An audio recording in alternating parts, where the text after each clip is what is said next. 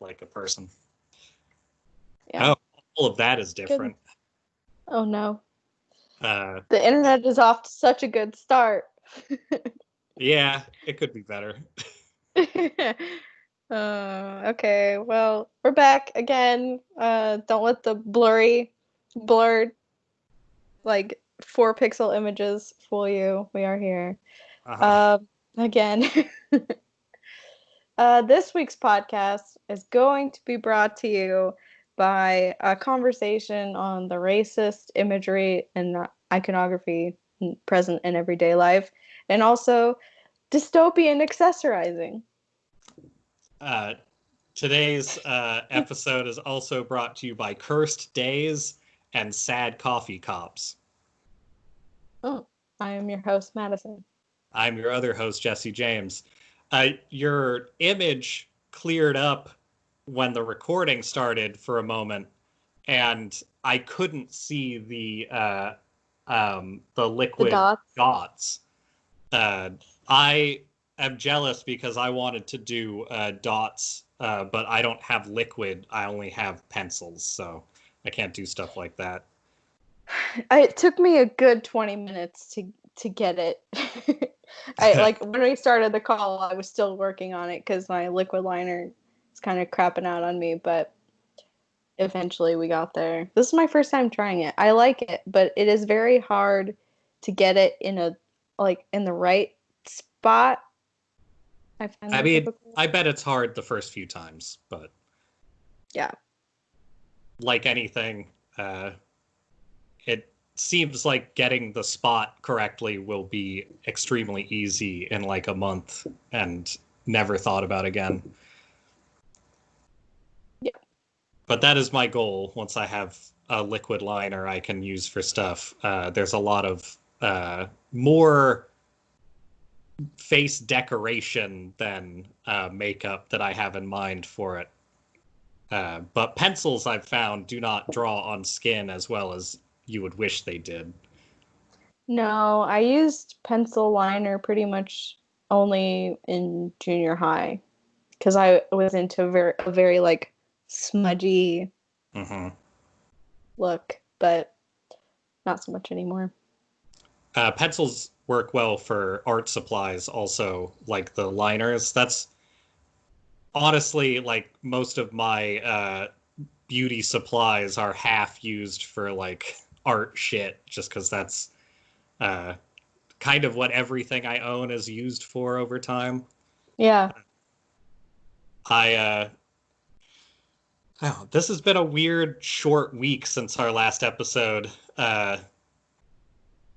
Largely my week is just coming off of a weird, like, I don't know if it's self-imposed or just exaggerated because of my past experiences, but I always have a period of at least about a week after a birthday where I have the worst luck I have all year. And every day this week, for the most part, since the last episode, I've had something specifically unpleasant happen. Oh no. And it works that way every time. And I don't know why. Most people, I think, say it's like psychosomatic when you have things like that. But I've been trying to figure out why, and I think it actually isn't. I think it has more to do with, because it's almost always like interpersonal stuff. I think it has to do with focus being brought on to me because I have the birthday, and then the fact that my birthday has the bad luck of being the time of year where school usually stops, travel and stuff like that starts. It's like almost exactly the date when everybody tries to like pick up into like doing stuff they want to do from like the colder parts of the year. And I've never liked the spot of the year my birthday's in, so I'm gonna look into changing it, because I think that would be honestly, it would fix a lot of problems. Early summer is garbage. It's never good for me. So really?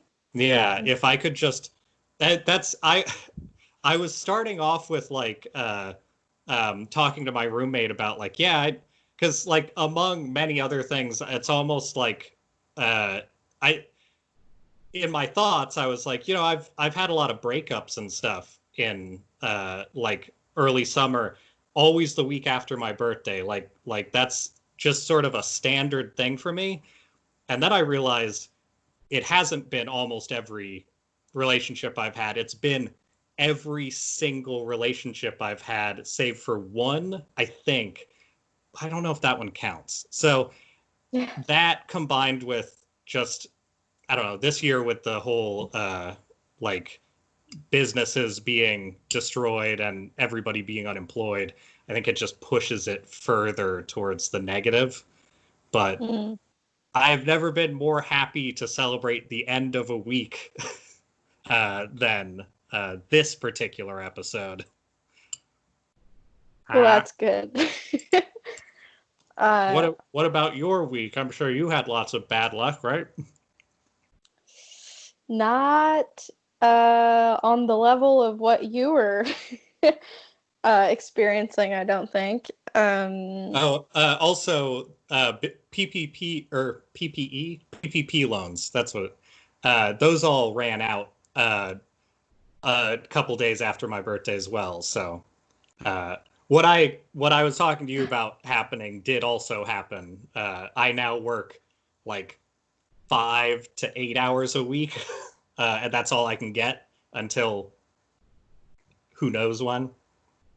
Yeah. I like to Well, start an episode off with a exciting bang. well, this I guess we're gonna start with like depressing personal anecdotes, and then we'll move on to the depressing world anecdote. I mean, I have lots of stuff that isn't depressing. Oh, that's good. Okay. Well, I just assumed, but I'm glad. I'm glad we did all that way. Oh I no, if think. this were like the first or second year I've had trouble, it would be depressing. But it was like, let's call it bad mornings. Other than that, it's been more or less okay. Okay. Yeah. I was more talking in terms of probably we'd be talking about the political r- racial justice stuff that's happening, which is also I'm not sure what you're talking about. uh yeah, that Racial sounds justice? about. What's that? Not familiar. Huh. Was your birthday on the solstice this year? Not that What? it makes any difference, but what day I'm was just the solstice? curious. I don't know. I'm looking it up. I saw people talking about the solstice a few days ago, and the yeah, okay, I'm looking it up. I'm curious to see. So now you can, if it was, now maybe you can have a day to look out for specifically Yeah, bad just things. beware the solstice. I do find that especially in relationships, I have had more of a there is a kind of a cycle to it, Mhm. and any sort of turning points or changes or just the relationship ending usually does happen in like early summer. Right? So I Yeah, don't it's just think sort that, of how yeah, it I don't think works. that's just you. I think it's, yeah, I think it's a combination of what you said, like everyone's getting ready to, uh, I don't know, become this dream summer version of their best self. And Hmm. so they have a reason to make some choices, whatever those may be. Okay, the solstice was on Saturday. Hmm. Yeah, that's when my birthday was. Okay, well, there you go. You have a day to watch out for I guess specifically. so. But you mean this? Maybe as an additional birthday present, I'll just give you like a farmer's almanac so you have the solstices for the next 10 years or whatever that is. Well, was the solstice last Saturday? Was it like it 2 days was ago? yeah, it was 2 days ago. So yours Okay. was the Saturday before. So actually the solstice is the end point. Because after the solstice, like I don't think anything else bad happened. Not yet anyway. Okay. So I it's mean, just the week of the solstice you have yeah, to bad be things are wary of. gonna happen. Like it's not like we live in a world where bad things aren't gonna happen. And to be clear, it's not like I was in a good relationship that then I got dumped from or something weird like that. This is a very complicated, weird, bad week. That was just the best example I have because that's how I have tracked being, a Mhm. weirdo. I have tracked my luck by relationships largely. But Yeah. you know what really takes the sting off of it is all the amazing birthday things that I received. I promised to use this at the end of last episode, but now it's here Oh my at the God. start of this one. Here we And go. gird yourself for terror.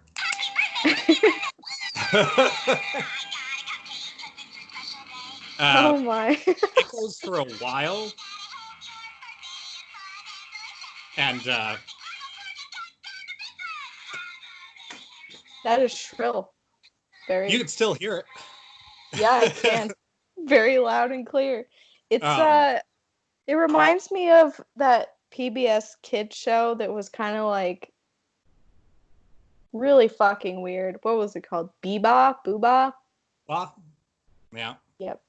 Uh, Didn't like that, but best website ever, though. of course it is. um, it's like somebody made those old like games for kids CD-ROMs that would come in like cereal. Uh, but they made a lot of it and made it a website. Um, Oh and boy. it's a nightmare to behold.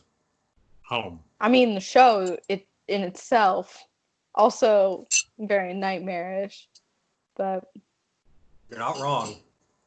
So, did you have any personal bad news, or I have some people uh, introduce you to move into our next segment if you don't. personal bad news. Not anything in particular. I helped my parents rip up some carpet yesterday. Uh huh. They're remodeling their kitchen, so That seems generally okay. Uh, did it was something fine. unpleasant happen in the carpet ripping? No, not really. I actually I kind of enjoyed it. Yeah. Ripping up your childhood home is like there's just something kind of fun about that. Seeing what's underneath all the nasty, nasty carpet. God, Um, I can't even imagine with the amount of like outdoor stuff at some of the places I've lived with my family and the like amount of animals, yeah, the amount of we rats.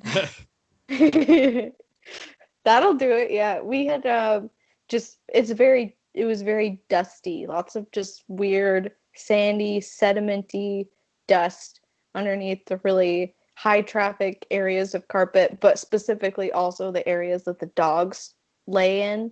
So it was like real gross Yeah. because you just know that that's dead dog skin flakes or whatever. But Yeah. so that was kind of unpleasant, but um, other than that, it was a pretty all right week. Very work heavy, but It sounds fine. closer to being cathartic than unpleasant, at least, which is always my preference for stuff like that. Yeah. Uh, so I guess I'll introduce you to my new family while we're sitting here. Oh, good. Okay. Uh, we got this onion. Ooh. Uh, these are like incredibly like voluminous, by the way. Um, It sounded like sturdy. Like when you touched it, it sounded like it flicked back. yeah. Then we got this, Oh my god. and you can see there's like another one trying to get out from under the skin. Yeah. Also, the onion feels like an onion still, which is surprising to me. Oh. I need to look up like if these are plantable or what.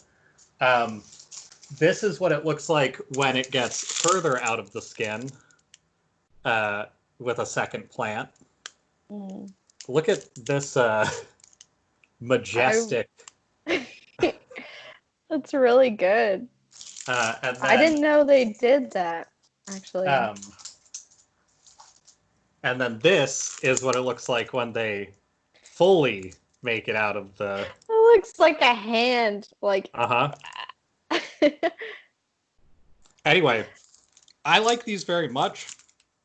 Um, I also was not aware that uh, onions could do quite that much. Like the other thing is, so they've been sitting in the kitchen. They've gotten, I would say, zero natural light over the course of them growing. So I don't know how they're doing this exactly, other than just the nutrients in the onion. But it's kind of amazing. There's a part of me that just likes that they look like the human cordyceps from Last of Us. Kind of has that like things that would grow out of people. Look I to have it. not played that, but I like You're good. the I have friends who are playing the second one since Yeah. it came out this week. And they've been raving about it and saying it's pretty good. My roommate is playing the second one. I really like some of the stuff about those games. And this isn't really part of my game chat, but it can be added to it. Last of Us, the first one, I think is an interesting game, but it kind of breaks down to like, what if we took Cormac McCarthy's The Road, and then we also took like pretty boring video game and like mashed it together. And I like The Road. It's a real bummer. I don't suggest anybody reads it till the world's in a slightly better place, unless you get that kind of like satisfaction from reading something that's worse than what you're going through. Then go for it, because it is going to be worse than what you're going through. That's sort of the point of it. But there is, well, there's more of a conversation of that, but you know, whatever. The I don't know. There it is not like a torture porn thing. I don't like that style of movie. Like I'm even kind of lukewarm on like Grindhouse. I think the style is interesting, but I don't really appreciate the human suffering as the point of like media. There is a story in Last of Us, but more than that, it is like a human condition study.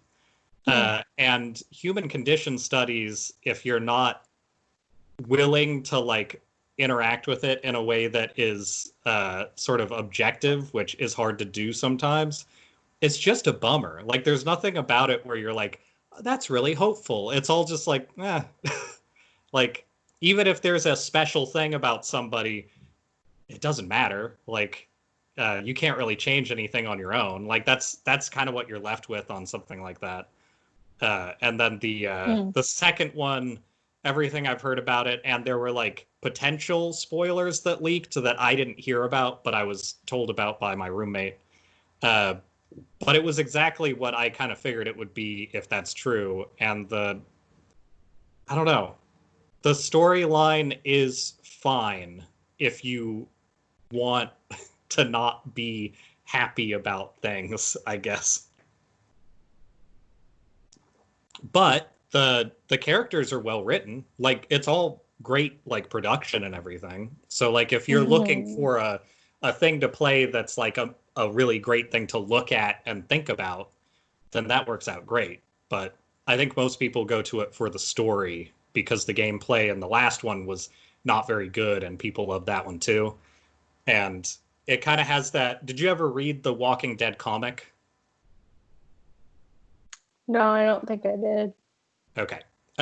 There are some really cool ideas at the start of it, and by the time you get to like what I think I saw parts of it up to like the 100th issue. So what? That's like somewhere in the range of 1,200 to 2,400 pages of the story. And at a certain point, like you realize it's just world building, and I think that's a neat thing to do for a better thing than just talking about how bad it would be if this. But that's just me, maybe. Yeah. I do have a lot of topics about fear today, though, so that'll work into that, I guess. Do you have more topics to go into for your intro? Because we're already way off the rails for how we're doing this one. Yeah. I apologize for everything. Yeah, it's all your fault completely. I guess I could visit one of my topics. It's on the more brief side, and kind of ties into like the eye makeup. My eye makeup isn't really related to this specifically, but on the topic of dystopian accessorizing, I saw or I have seen a bunch of Instagram posts of like makeup artists who are putting together looks that can't be identified by facial recognition software. Which is just part of me is like, wow, that's so cool, the power of makeup, and the other half of me is like, oh no. It's so sad. I think there's only certain things that works for, unfortunately, but Right. I know that it does work for chunks of it. Yeah, I did see one person's post where she was like, I think she's a makeup artist, and she was saying, first and foremost, if you're going to go to a protest or do something where that would be an issue, like wear a mask. Yeah. So that's like the tried and true best way. Just you don't have to think about it. But if you are going to partake in this makeup stuff, she laid out some kind of like basic guidelines, like what you.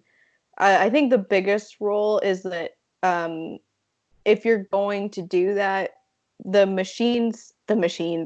algorithm or whatever it is, need two eyes basically to identify it as a human face. So if you can make some sort of shape or color block it to kind of make it seem like you have one eye or something else, like that highly disrupts it. And also glitter, like sparkly gems and things, which I think is pretty fun. But yeah, the person was like, definitely wear a mask, but here's this alternative. It sounds like a really good reason to start accessorizing with like bedazzled eye patches, really. If you can start wearing the eye patches that are like the long patch that are designed to like hold gauze down, you could like design that and completely take out like this part of your face. That might be like, even with a mask, that might be helpful for like avoiding like eye spacing and like retinal stuff like that. Yeah, I off of like once I got onto that Instagram post, I kind of did a little bit of rabbit trailing with all the other facial recognition disruption like products that people are selling now that I didn't realize was a whole thing. But like there's one artist or startup person who created a scarf that's like made out of fragments of faces, so that if you wrap it around your head, no one can tell who you are. And there's like a baseball cap that you can get that puts infrared light in front of your face, so it just also nice. straight blocks it. which all of this is cool, but how fucking terrifying Uh-huh. that these are like real products being sold. So that I was mean, a it's the interesting thing about the Hong Kong protests is that they've been doing a lot of like more practical. I mean, it's just sort of the difference between here and Hong Kong, but there's been a lot of very like practical, but not necessarily uh, like I don't a lot of things that are no money needed. Just maybe you need one item, and here's like a very direct tactic to try and keep them from being able to do what they're trying to do. Mhm. Um, I think now we're starting to see the American response to like protest breakers, which is what if we take one thing we know works and make it as dumb as possible? And I'm actually sort of excited to see what the combination of that looks like because like Americans have always been really good at making things that are often okay, but also like way like overreacting to an idea. And Mhm. I feel like Hong Kong and China in general, but like Hong Kong being a separate place with a much more like generally diverse set of people, it technically uh, doesn't always do this, but I feel like there is a like lean in towards like what is more like efficient. Uh, and it probably comes from a lot of things, but like it does feel like an echo of the fact that they're restricted on like a tiny island essentially. And Yeah. like with all things, the United States is sort of nightmarishly large in terms of like the people on it and the space we have. So uh, Mhm. people just tend to like dumb shit here, and sometimes it works, and that's even better. Yeah, part of me is like, of course, this is the American response to protesting is like protest but make it fashion. Uh-huh.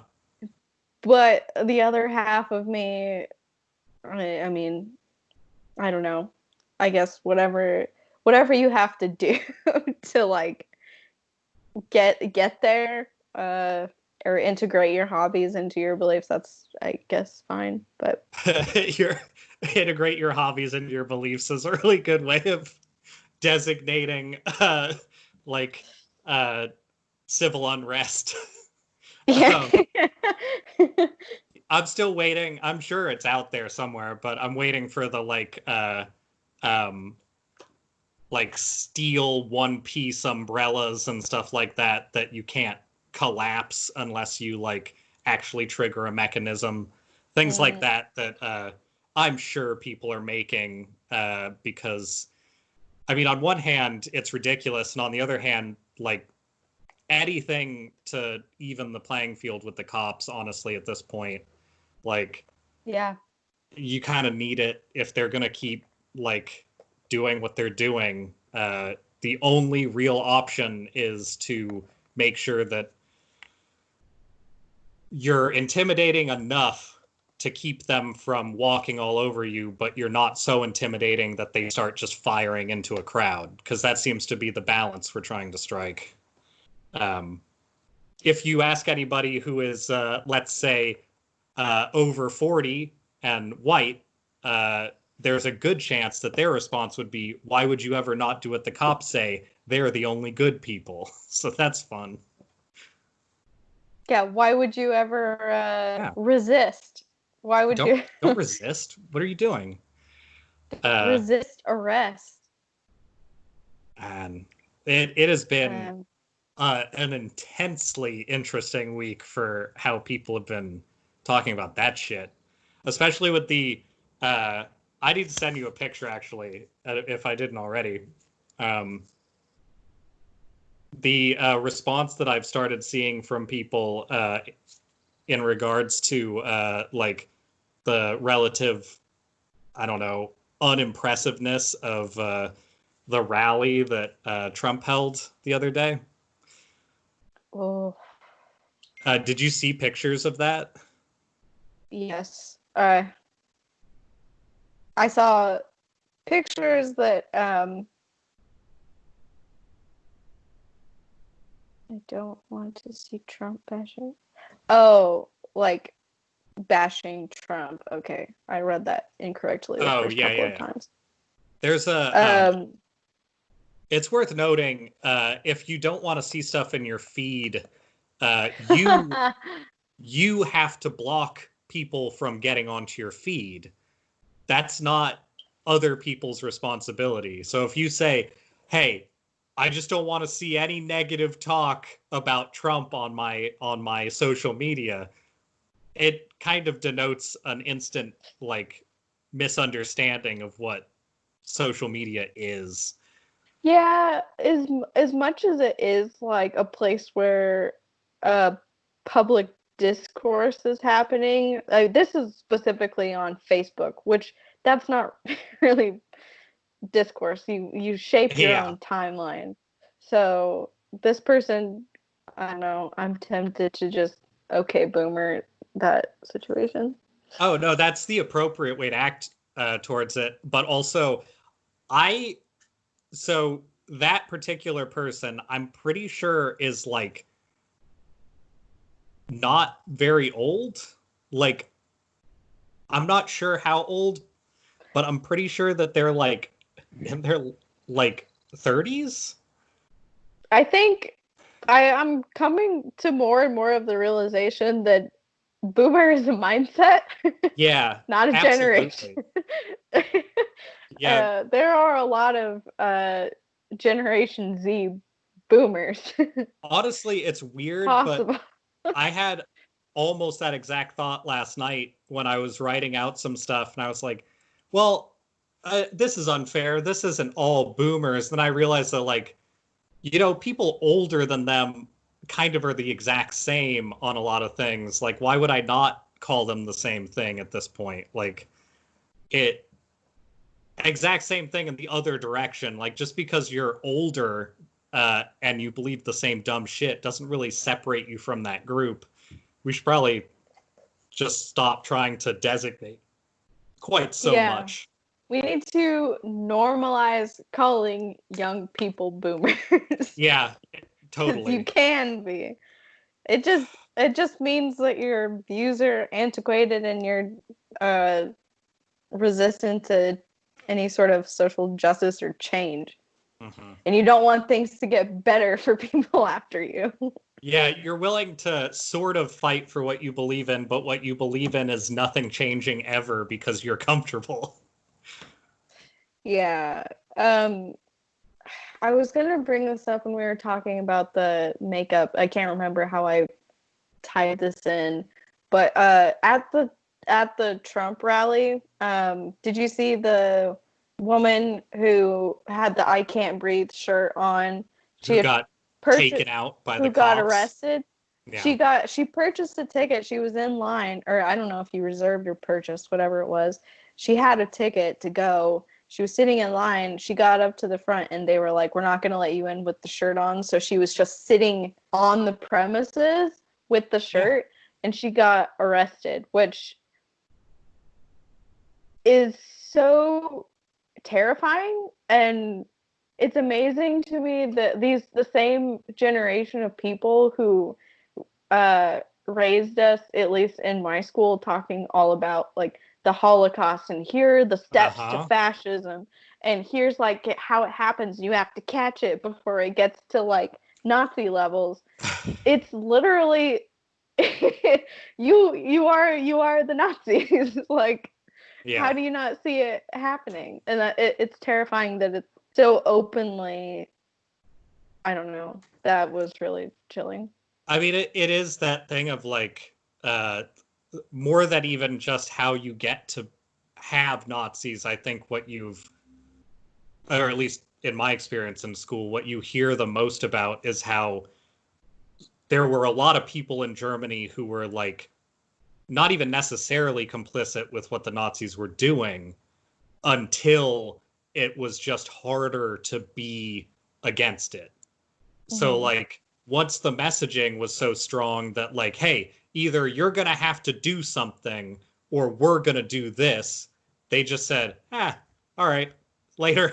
Like, and Yeah. that's sort of snowballs into everything else.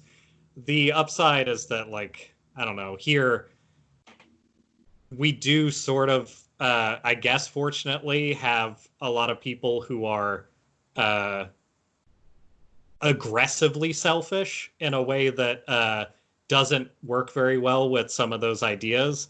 But I was like, I wasn't putting faith in it for sure, but I was a little bit more accepting of the idea that all these people who, you know, get a hunting license and then buy 30 guns to like have their own mini military and shit like that would be a little more unwilling to invite in the biggest government style, like, we're just going to do whatever we want thing, since that's what they've been arguing against for the last my entire Policing. lifetime. Yeah. Yeah. You would think those people would be the most resistant to policing freedom of speech and protesting, because that's literally the only, or one of the only powers we have Yeah. against our own government. But no, like, Yeah, instead, those people largely are coming out and saying that wearing a mask and looking after your health is virtue signaling, which is a crazy thing to say, and cheering on riot police, which is I I didn't know riot police were on anybody's side, but apparently they're on the side of people who are complete dickbags who hate the government, I guess. I guess, I guess, I guess. I guess. Um, yeah, Uh, it takes a lot of yep. effort lately. I think that's a theme. It takes a lot of effort lately to blank, and whatever the blank is normal ass life. But it takes a lot of effort lately to listen to people that I know are well intentioned, talking about how childish it is at the beginning to want something better, and now it's turning into like to want just basic human rights. Uh, that being labeled as childish when you're like, well, can't we do something about the fact that they're like literally enforcing a police state at this point? The thing that everybody's always been like, either, oh, that'll never happen, or I got all these guns waiting for it. And now, like, there is no definition of a police state that you could say isn't this. Like, that's what we're Yeah. doing. I mean, And you only could say it wasn't because you're not the person that they're going after. But right. of course, as we know, because of fucking history, eventually you probably will be. Yeah. Uh, Uh, it's frustrating. It's like nobody ever said anything about all of the things that we've been talking about, specifically about like the fall of like the Weimar Republic and Germany and all that, for our entire lifetimes and longer, has been like much longer. Like that's been a huge part of United States history, is how proud we were of ourselves for helping out in for this, our like involvement, yeah. yeah. Yeah. And Good instead job, it's guys. instead it's more like, well, we went and stopped some of them and then we adopted all of those ideas ourselves, I guess. uh it's troubling to say the least, how people are responding to it. I think I it's just fascinating. I've been thinking about this a lot the last couple of days, of like, because in school there was such a focus on the Nazis, or the bad guys, and here are the steps to fascism, and like Uh-huh. that was drilled into our heads.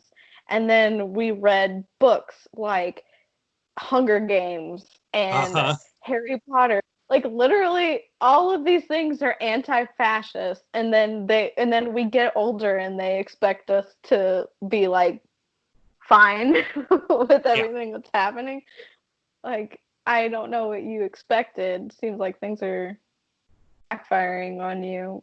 It's Or you didn't even have an understanding of what you were pushing in the first place.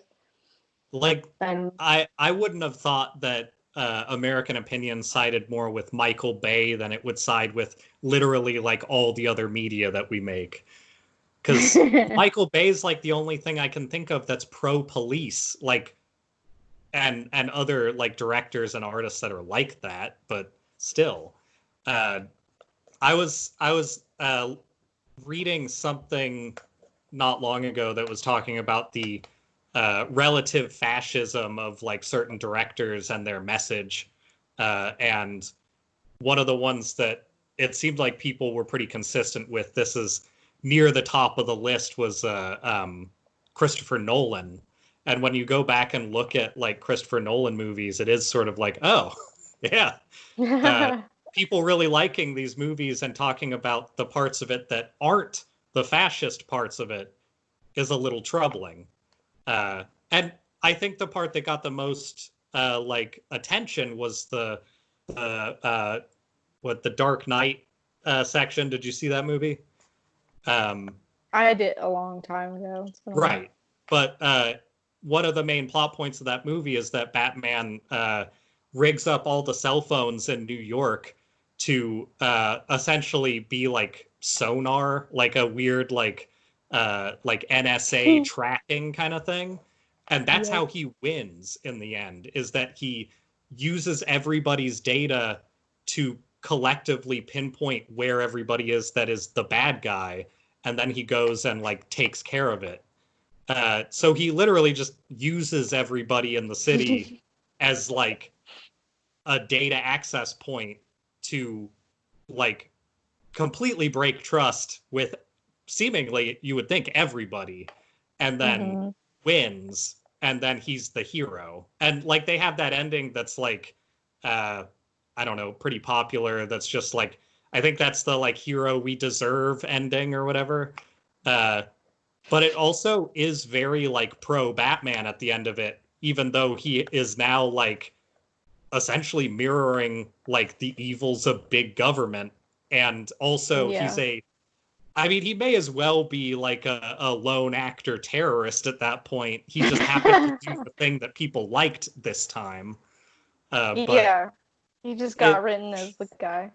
yeah. And it's not like the Joker in that movie was a good guy, but his goals were weirdly like anarcho, like pseudo, like I don't know. It wasn't like a structure really, but it was like full anarchy. And I think that relating something that is anarchic in general to pure evil is an odd decision. Like they kind of gave him a lot of gray area, which is good for a character, but they also like really pointed at the idea of like this bad guy is taking all of the amassed wealth of these like incredibly rich people and like gangsters and stuff and burning it. And that's like one of the big evil things that he's doing. And that's kind of not too bad. Like that wouldn't cause problems really. That would just upset the people who have been taking advantage of people forever. I don't know. This is the oldest conversation we could possibly be having. So we should move to something. I was about to bring up people dressing up as the Joker at protests and go down that rabbit hole, but I think I'll leave it for now. Yeah, there's no point. I don't think we need to go there. But to cap off that conversation, I did want to say that speaking of the Trump rally in Tulsa, the K-pop people and the TikTok people are fighting the good fight, and good on them. And also, so for anyone who doesn't know, a combination of these groups of people, they both kind of like claimed responsibility for this, but they reserved like a million, or not a million, but like a lot of tickets for the Trump rally, and they basically were the reason why the not occupancy, what's the word, the people coming, we're the reason why the low turnout, which is awesome. And I did see one person on Twitter posted something just to the effect of like media outlets and like newspapers who are talking about this are talking about these people as if they're like teens and high schoolers, which may well be true, but Some of they're them. not Yeah. all. They're probably young adults who are doing this, Yeah. and largely because that is all the power that we have given them, and that's like their only defense against this bullshit that's happening right now, and Well, they're very smart to do it. I think there is a lot of weird messaging around separating Gen Z from millennials lately as well. Like, people are really anxious to say Gen Z is the whole problem right now. Like, Mm-hmm. all of the protests, all of the like online action, everything is Gen Z. And the part I agree with is, hey, we should listen to Gen Z. The part I disagree with is like all of this weird like, and it's working. You're seeing like just in the last, since the year started, there is a certain amount of like very specifically like anti-millennial lingo and stuff like that that's starting to like trickle out, but it is kind of based on a false premise of millennials being separate from like wanting all of this stuff to work. I think the Mm-hmm. big issue right now is that millennials are more likely to be pieces of shit because they're older.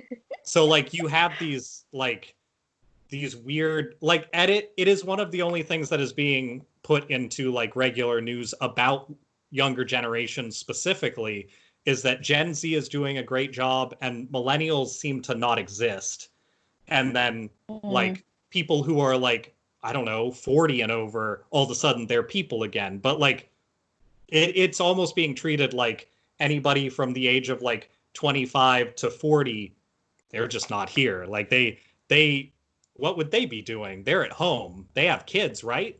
Even though none of us can afford to have kids. Like that's not Right.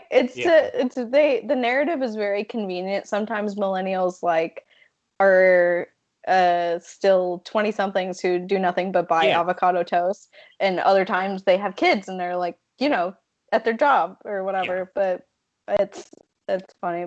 But I it just pisses me off to see because I had this conversation with Evan, and I recently realized that I am actually Gen Z. I think. Well, what I year were think you I'm born? like the first year of Gen Z. I'm 97. You might have hit the first year. You could I be think the I am. elder Gen Z. Like they I think they call people who are born in like 80 or something elder millennials. I know I have at Yeah. least like one or two friends that fall into that category. Yeah, I always thought for the longest time that I would have been like the very, very tail end of millennials, because those are the people that I mostly have talked to and seem to share some like thoughts and opinions with. And my brother, who was born in 99, I share almost no thoughts and opinions with. Yeah. And I thought of him as very strictly Gen Z, but I realized lately we're in the same bucket. But anyway, it just made me angry that uh, media was uh, basically framing all of that as a prank when it's not a prank. It's like an actual organized Yeah. effort to fuck your shit up because that's all they can do. Yeah. Anyway, yeah. It's the sort of extent of action that they've been allowed. Uh and it's a good use of it, but it's also like I think it really shows the disparity in power when one group of people literally has a private military and the other group of people can sort of react to it from home and are trying to find ways to do it effectively. Like that shows a pretty obvious change in like what Mm-hmm. is acceptable and what is like I don't know. The just the idea that that's okay after all of these. I know specifically the generation before the boomers largely talk about how their entire purpose in raising their children essentially to be selfish pieces of shit. But the reason why they raised them a certain way to start with was because they wanted them to only have better things. And it worked. They had like the onset of computers, they had the onset of like all kinds of different sorts of wealth. They had like our 80 through 2000 like move forward in like the way that technology worked out fantastically in terms of like innovation, because all of this money wasn't saved and it was put into their generation. And then as soon as they got it, they went, well, we don't do that again. We should just keep this. And then they kept it, and now we're all fucked. It's extremely frustrating. Yeah. Anyway. Yeah. That was my makeup Tulsa rally. A Gen Z rant is over. Yeah, I checked while you were saying that. 97 is like if you're born after 96 specifically. So you totally are the first year for Gen Z. That it blows my mind just because my brother born in 1999, the difference, and this just might be a personality thing, but there's a real big difference between those 2 years. I don't know. I mean, I've noticed with my sister, it's a much bigger differential, but there is a like notable difference in how certain information is interpreted, despite the fact that I don't feel like our upbringing was very different in some ways, but like a lot of the same people were involved. So I'm surprised it's as different as it is. Largely the same people. Yeah. Yeah. I recently downloaded TikTok just for browsing purposes. Oh, you found out you're Gen Z and now you're downloading TikTok. I get it. I'm like getting in there. Yeah. But there is a very interesting. I just think it's interesting the difference between how things are just communicated. I feel old when I go on TikTok. I'm just like, well, you are the oldest Gen Zer, so that makes sense. I'm the elder Gen Zer. Yeah. Okay. I think we just named my first Netflix comedy special, coming out absolutely never. I mean, give it time. When we're either in a better world or a smoking crater, I'm sure that either I'm sure that either would love to have more people on television. Or, not television, because fuck television generally, but I think it's worth noting, even if it's briefly, the news as it pertains to Seattle, especially because I also get news directly from people who are like actively doing shit in Seattle every day. The disparity between here's what's happening, here's videos, here's like us talking to people, here's all of this, and then the people talking about what's happening on like literally all the news channels. Like people like to talk about, what is it, like CNN and MSNBC, I think, are the like, those are liberal. They're not. They're like still incredibly centrist, if anything. And the well, liberal is the right term, I guess, but they're not left. They're not like radical supporting left. Not even left. They're not supporting people who are like wanting any of these things. They're supporting essentially parents who think they're cool. And the reports that are coming out of there are slightly more even just to the point where we had a drive-by shooting in the CHOP, like Saturday, I want to say. Saturday morning, one person died, and as soon as I heard about it, I also got a bunch of stuff that was like, videos with eyewitnesses, like videos of shit when it's like just after it happened, all this stuff. And like they know the model of the car, they saw the driver, they all of this stuff happened, and the police are not like believing anybody. So that's the first thing. Even though generally speaking, police go and ask people what they saw, and that's the report. But I guess that doesn't count in this case. Like, you can't trust Mm-hmm. them because they're the enemy. And also, there's a lot of criticism because the person who died got rushed to the hospital by people who were there, and the police were walking in the general direction saying, "Let us see him." And they didn't, and they just took him to the hospital. And there's a bunch of people saying like, well, they deserved it then because they didn't go through the right channels. Like all this crazy ass shit. Also, like it was a Yeah. 19-year-old.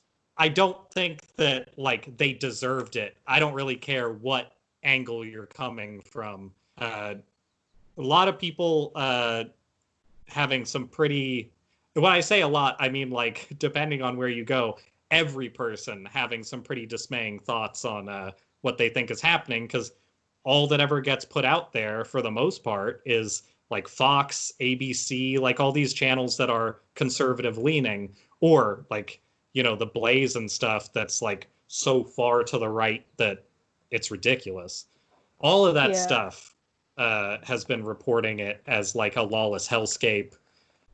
Even after they put out like in the news, they put out these images of like doctored shit from Fox, and we're like, look, it's clearly doctored. We have the original pictures of this.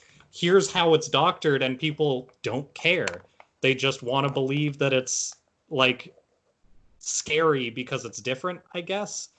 Uh, Yeah. I was looking forward to hearing from you what like you had heard the actual situation was with that, because I read a couple of different articles about the shooting, and they had almost no details other than yeah, it was like a 19-year-old guy who died.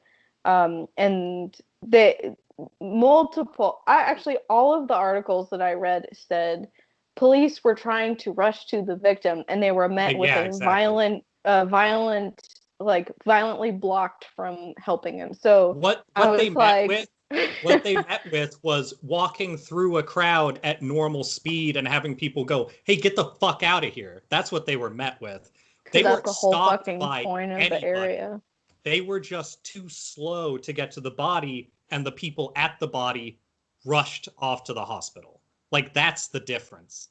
Uh, Also, like it, it is a minor point, but the fact that they saw the shooter and the car, they gave a description, it's a color and model, that should be news. Like people should be looking for this. Instead, they're ignoring it.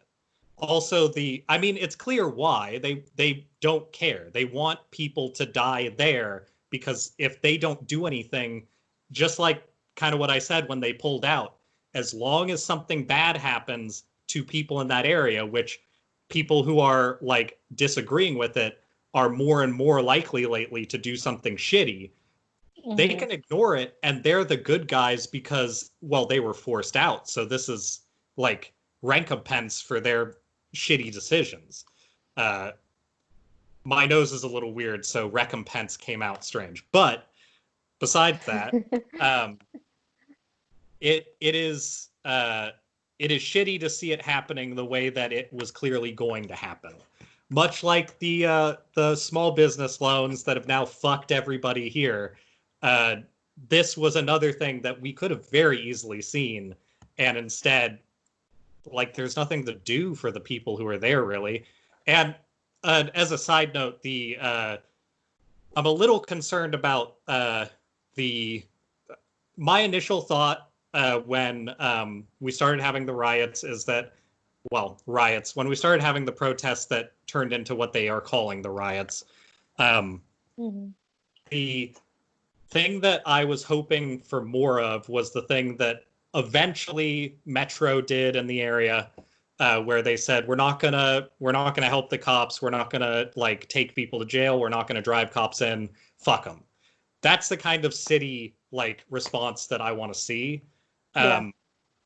The notable people that I never heard anything about were like fire response, which I'm sure have a closer relationship with the police, and people in that kind of designation of like city services. I want there to be more from them because honestly, I think you could have like two firefighters. You wouldn't need very much show up to just anything and it would change opinion dramatically. And all you need is somebody who still does a job that people recognize from fucking Paw Patrol or whatever, but they're not cops. And you can have that kind of security for the fucking boomers who refuse to recognize this as a valid thing.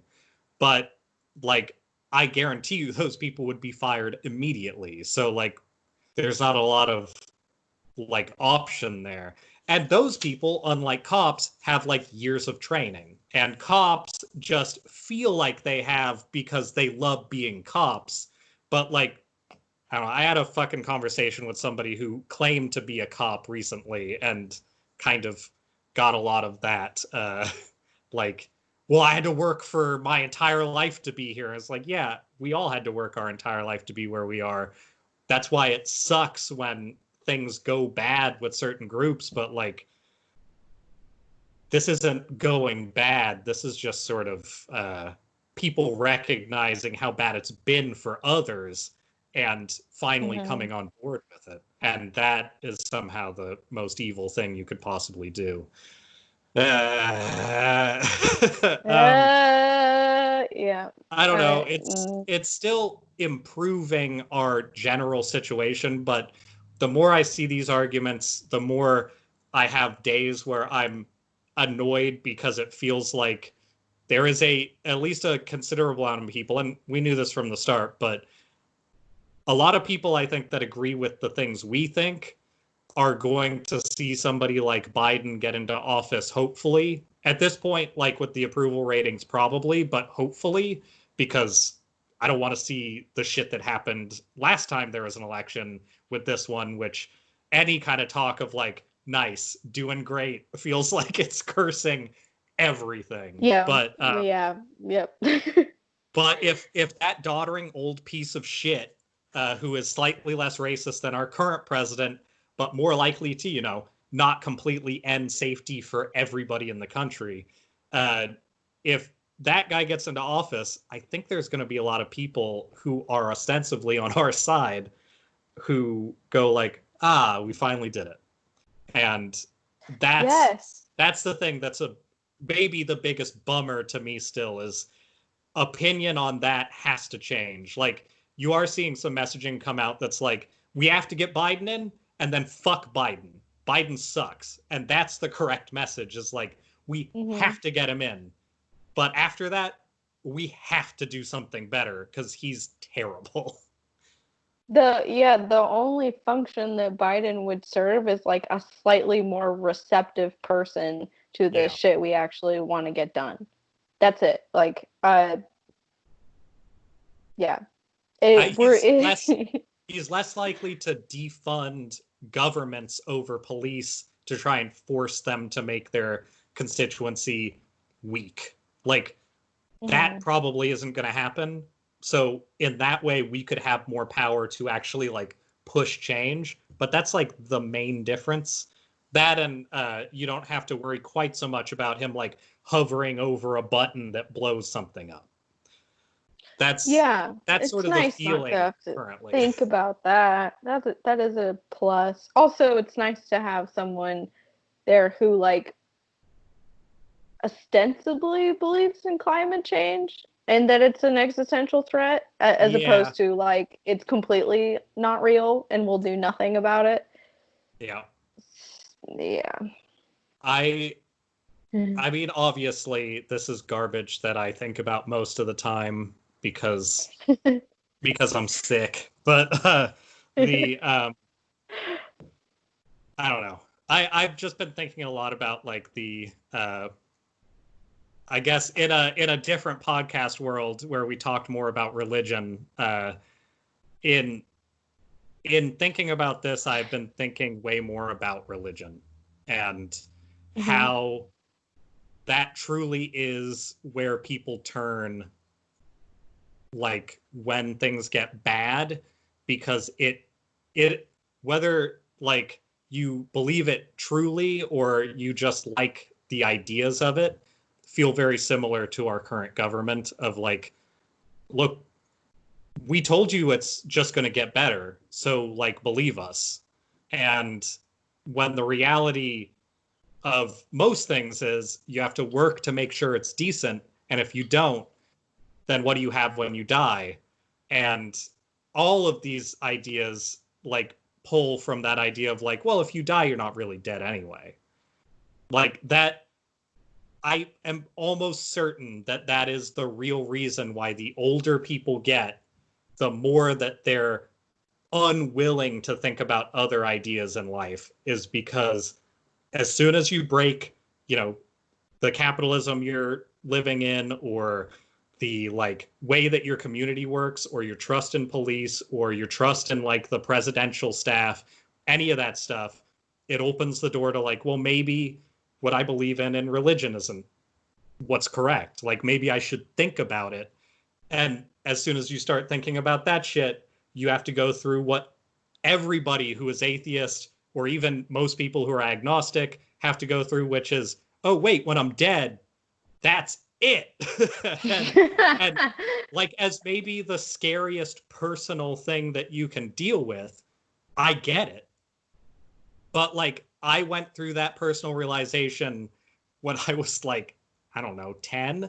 And it made my entire like decade of my life hell, having to think about the fact that like I I can't believe in this. Like I keep reading all these books and they're all the same as the Dragon Riders of Pern. It's just fucking nothing. Like it's cool that this held people together as like a group, but like it doesn't mean anything to me. And I think for people who don't have that kind of past, and I don't Mhm. even think religion's bad. I just think religion is like a life choice that needs to have real consequences tied to your death still, or it's going to keep people from ever acting. Uh, Mhm. and along with that, like I think that like I think that I agree with the general thought. Like I have lived sort of off the idea of like people misinterpreting like the opium of the masses stuff from like Marx forever. But if Mhm. you read the whole thing, it's talking about the opium of the people as this general idea of religion serving a very important purpose in life. And it is a functional, like, it is a functional state of mind. Uh, this kombucha is heavy. Uh, and um, that's what I have in this class. Uh, Oh, nice. the um, the functional state of religion is to basically keep anarchy from coming out of everything. But I always thought that was like, because everybody believes in a higher power, they think that being, and I think a lot of religious people think this too, being religious means that you understand what good is to a lot of people. And I don't think that's true, because a lot of people I know, religious and otherwise, understand what good is. Like it's it's Right. it's Mhm. like empathy. It's tied to like you just being a part of society A essentially, and larger not, picture yeah. of people and not just yourself. Yeah, I had a really interesting conversation with a member of my family where they brought up like I I can't remember what we were talking about, but they brought up the thought of, well, if like if there's no right or wrong, or if there's no moral good or bad, like what do you do? Mm, And I hadn't thought about it before, but I think that is kind of what you're saying, is that some people can't uh, conceive of a good and a bad outside of right. religion. Yeah.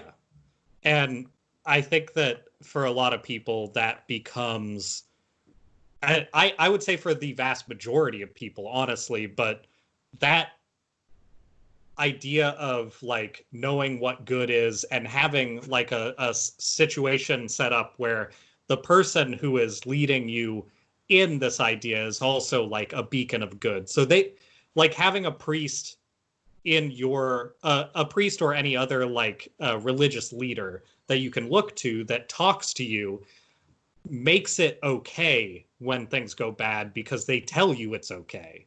And it's not as childish as it sounds when I say that. It is a very like psychologically sound situation to have people like need something to keep them from having to think about actual mortality. They can think about mortality in this weird lens of like, well, it's not the end. Like we wouldn't just end. Uh, and like I think there may actually be something to the idea of things go bad when people aren't religious. Like things in this country, I think, are becoming slightly less religious and slightly more diluted than the absolutely Christian everything that we've had here forever. By inviting more people into the country and having younger people who actually get exposed to non-Christian ideas and realize, oh yeah, fuck that. Like, I think that we are actually having a religious blowback in a lot of ways, and that's part of the entire point of like how this like sort of civil unrest comes about. I don't think that's all of it for sure, but I think that in as much as it can be, I think that the opium of the people is a legit statement of like there is a part of this kind of government that literally has to have religion to make it work because otherwise you would just have your own opinions about everything and not believe that you can't have better because you're not looking to somebody with a higher power, you're looking at other people. And as soon as everybody's just other people, and that's been the thing that I've had the hardest thing in talking to others about older people or people who are boomers, overarching boomers, uh, people like that, whenever, like, if you ever have a spot where you have to have this conversation with somebody, you should ask them, not do you think people are all equal, but do you think people are all the same? Because they kind of are, and that's the point. Uh, like the stuff with prisons lately of like we can't let anybody out, and then it turns out all of these prisons are like part of what's harboring our fucking disease and keeping it in the country so heavily. And even fucking like the Justice Department is like trying to figure out ways to keep people from being at prisons without making it seem like we're letting people out of prisons, which is garbage. Just tell us what you're doing. Like, I don't know. It is very frustrating seeing. I think that is sort of the thing that people think is smarter about politicians in a lot of ways, though, is that idea that they know what they're doing, but in reality, they just understand that they're manipulating people is through certain means, and the people who are being manipulated kind of just see it as like, well, they have the same beliefs I have, not being manipulated directly. So, Right.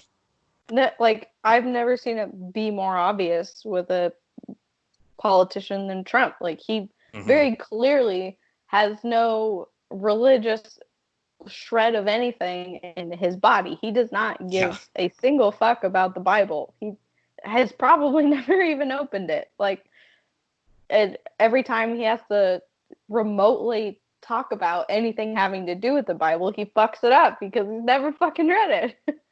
Yeah. He just like wears it as camouflage to get into this party. Like if we are going to live like we have been and require every single fucking president to be religious and Christian and like married preferably and all of this shit. Have we had a single president yet? I don't know. I can't remember. I don't know. I would imagine there's probably been at least one, Yeah.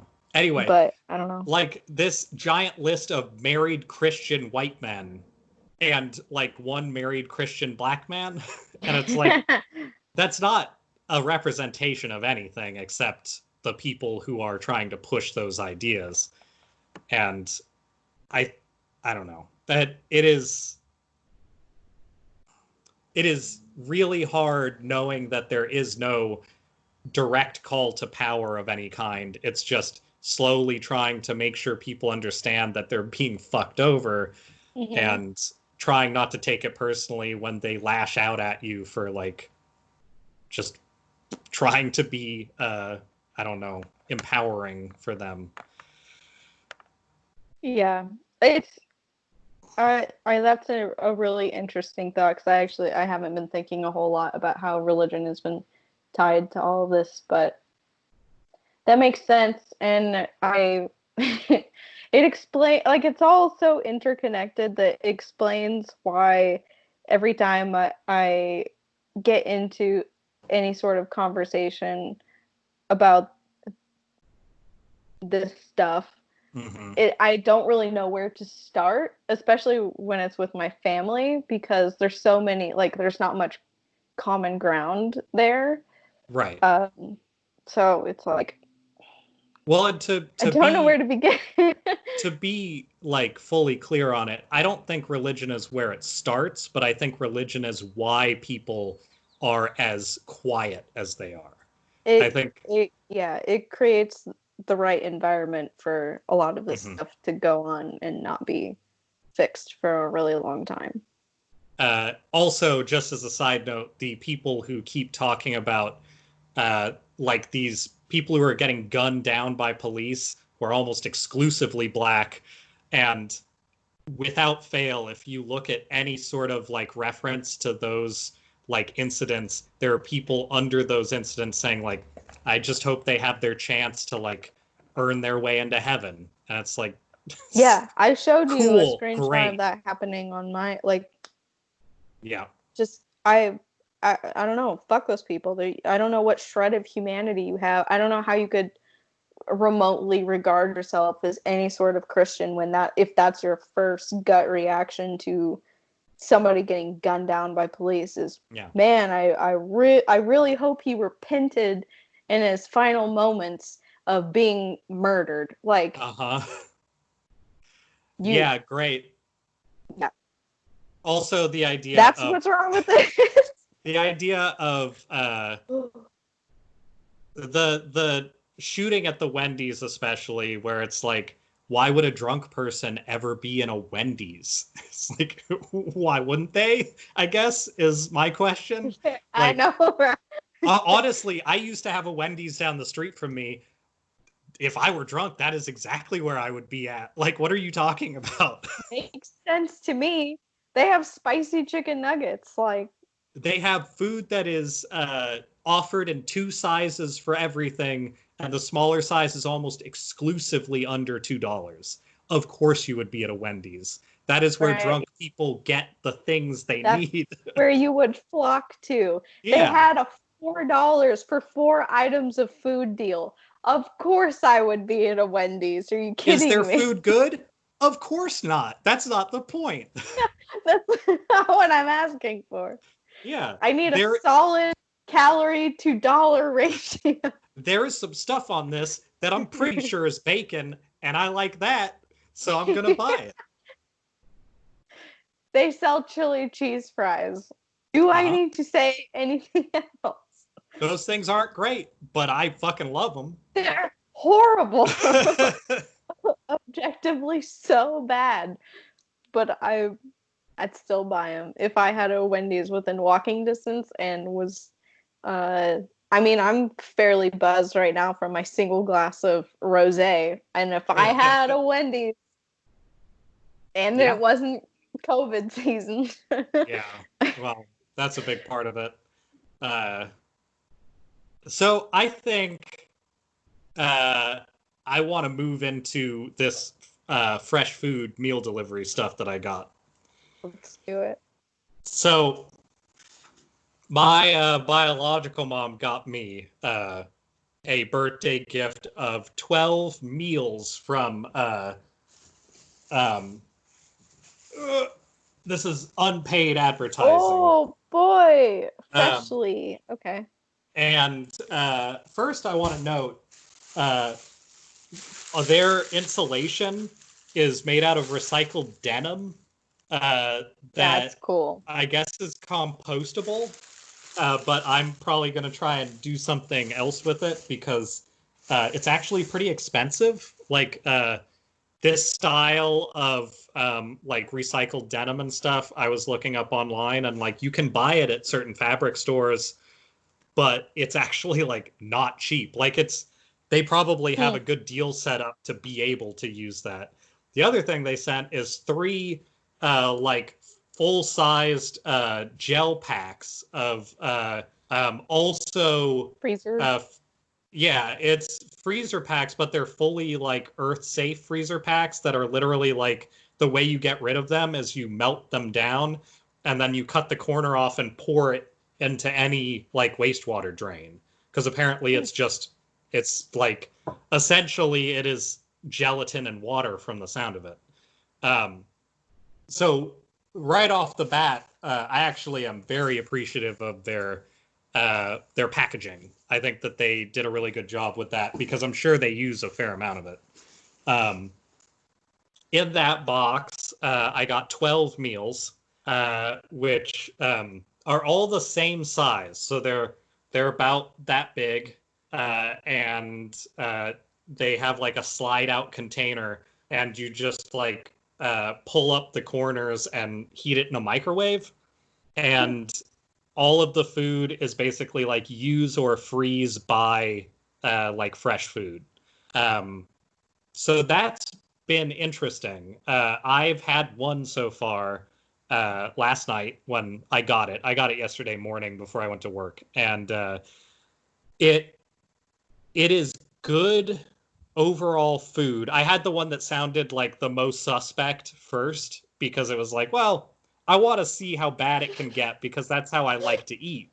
Yeah. Um, like if I'm gonna eat a cake, I want to eat the part with a fuck ton of frosting on it first to see how much it's gonna hurt if I fuck it up. You And eat the then you can worst eat the part of good part. anything first. Absolutely. That's the Yes. only way to do it. Glad we're on the Uh, same page here. so I had what was essentially uh, it was like IKEA meatballs sort of in like a thick gray gravy with mashed potatoes and like just like a very small cut vegetable medley. And it was like it sounds pretty good, but it was still like in the range of stuff that I had. Like most of the things I got were like more interesting than that, is mostly what it was. And I actually liked it quite a bit, and it was relatively filling. And I think that the only thing that is different from this than any other like food stuff that you could have, it's better than a TV dinner for sure. It is way better than that. Um, there is something about TV dinners that are the saddest thing I can think of in a lot of cases of like if you imagine in your mind somebody who's like in their 60s sitting alone in a room eating a TV dinner, that to me says, That makes me sad. yeah, exactly. It's the perfect scenario. If you have to get sad, that's my get sad button. Is I can be Yeah. like, huh, what if I get old and I can't afford anything but a TV dinner and I'm just waiting? Like that's my whole life. Uh, and I like having that image, but it keeps me away from a lot of things like that because I just don't want to associate myself with this sad idea. And this actually works out great. Uh, it's honestly that whole like idea of what sadness is part of why I love getting terrible food so much because I had to like build up an immunity Oh, to it. And yeah. then over time I was like, wait, this is the really interesting food. As long as I don't eat it twice in a row, I never feel bad about it. And that works out pretty well. But it it is good food that I think that so it has extra seasoning on it for sure. I think that that is how they're covering the fact that it is like they're having to use foods that are safe to ship and safe to have like just cooled for a while and not like actually refrigerated and all that stuff. I think that's the only real concession I can see is that because of that, they're using food that is a little less like pasty. Like you're not going to get a cut of meat with like great fat on it or something because there is no way you could ship that. But instead, what you're getting seems to be good quality for what it is, but then they are doing something to like take the flavor of what you add to the food and like double it.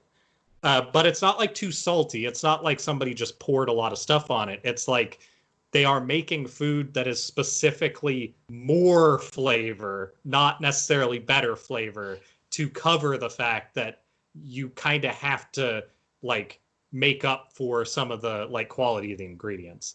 But it's that first meal was super interesting as like a uh an experiment of like, can this be good? And I think I actually am pretty in favor of it. I don't know that I would ever spend the kind of money that you would need to spend to get something like this. As a gift, it's fantastic because now I have 11 meals waiting for like, I don't know, a fair amount of time. Like that covers my week of food essentially. So it's super helpful, but it's also like it's odd. It's odd changing into like uh, a pre-prepared food stuff that showed up in the mail for a week. Uh, Yeah. I look forward to testing it out a little bit more. Is there one that you're like most excited to try? Honestly, there's a few that I'm pretty excited to try, and I have the list right here. Okay, Um, good. so the one that I had was called swede-ish meatballs with cream sauce and cauli potato mash. So I guess that was a cauliflower and potato mash together. Okay. And uh, I think the Swede-ish part is just that they made a different kind of gravy. Uh, Instead of having it be that like sauce that a lot of Swedish meatballs have, it was like a sauce gravy. Uh, Probably because it freezes better and it doesn't turn into like thin, runny liquid. uh, if I had to guess. So the ones that I am pretty excited about, well, I'll just read the list. There's not that many. So that's the one I ate. Number 2 on the list is steak peppercorn with sauteed carrots and green beans, which is probably one that I'll eat fairly early on because like that's just sort of a test case of like, can you make this taste like it's supposed to? Yeah. Uh, But when I ordered this stuff, I literally went through and ordered all the things that have the highest calorie counts because I'm not going to like waste my time with things that have 200 calories that are full meals. That's not my life. like, uh, so that ole chicken and smoky chili sauce with vegetable souffle, or yeah, vegetable saute and sofrito rice. That Ooh, sounds like a good excuse for high spiced environments, and I think that could be pretty good. Um, Super that sounds pesto and good. sausage penne. It had the word super in it and pesto, so obviously I'm going to get that. Pork carnitas with Latin style rice and beans. I'm guessing that's going to be either very dry or very wet, and I'm excited to find out which. Um, Turkey mushroom meatballs with zoodles and spring pesto. I just Ooh, wanted an excuse to have zucchini noodles, but I'll eat turkey. That's fine. I'm not a turkey fan, but like turkey and mushroom together sounds good. Uh, hmm. we got homestyle chicken with butternut mac and cheese, and Oh, interesting. that one sounded good. I like butternut like squash, so it sounds like it's probably a cheesy one of those. Um, Chicken tikka masala with vegetable biryani. Um, Another one that's sort of a test. I want to see how that is done because having Indian food that isn't fresh is usually not amazing, and this is kind of a good excuse to see if it can be better than that. because you can order versions of this that only have like, 4 or 6 meals in it, and you could actually like just sort of get one round of it if you wanted something like that. So now that I have an account, and word of warning, if you get a gift card for this, taking the automatic sending and charging of stuff is required. So do not just order it and let it sit. Like I had to go through, and it's like a 5-page process of like, but are you sure? Yeah. And at the end, it's even like, well, we could just send you 4 meals. And then you get like a sad email at the end. Even though you still have an account and still have a setup to where like you will get this food if you want it. But, and keeping in mind, if you just buy this, I think that a month's worth of food is going to run you like $400 to $500 a month. Like, and it is fresh made, but like, no, thank you. Like, I spend about $50 a week when I'm like throwing money around on food, and that's food that I make. So like, spending as much as like several weeks on 1 week of prepackaged food. If I were rich, maybe I'd try it, but I just don't think that's something I would be interested in. Chicken and spring pea risotto with mushrooms and herbal or seasonal herbs sounds fantastic.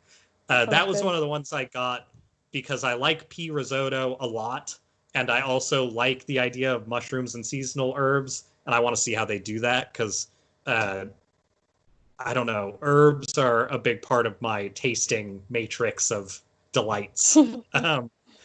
Sunday supper shredded beef with sunshine, carrots, and gravy sounds like the oldest person food you can possibly have.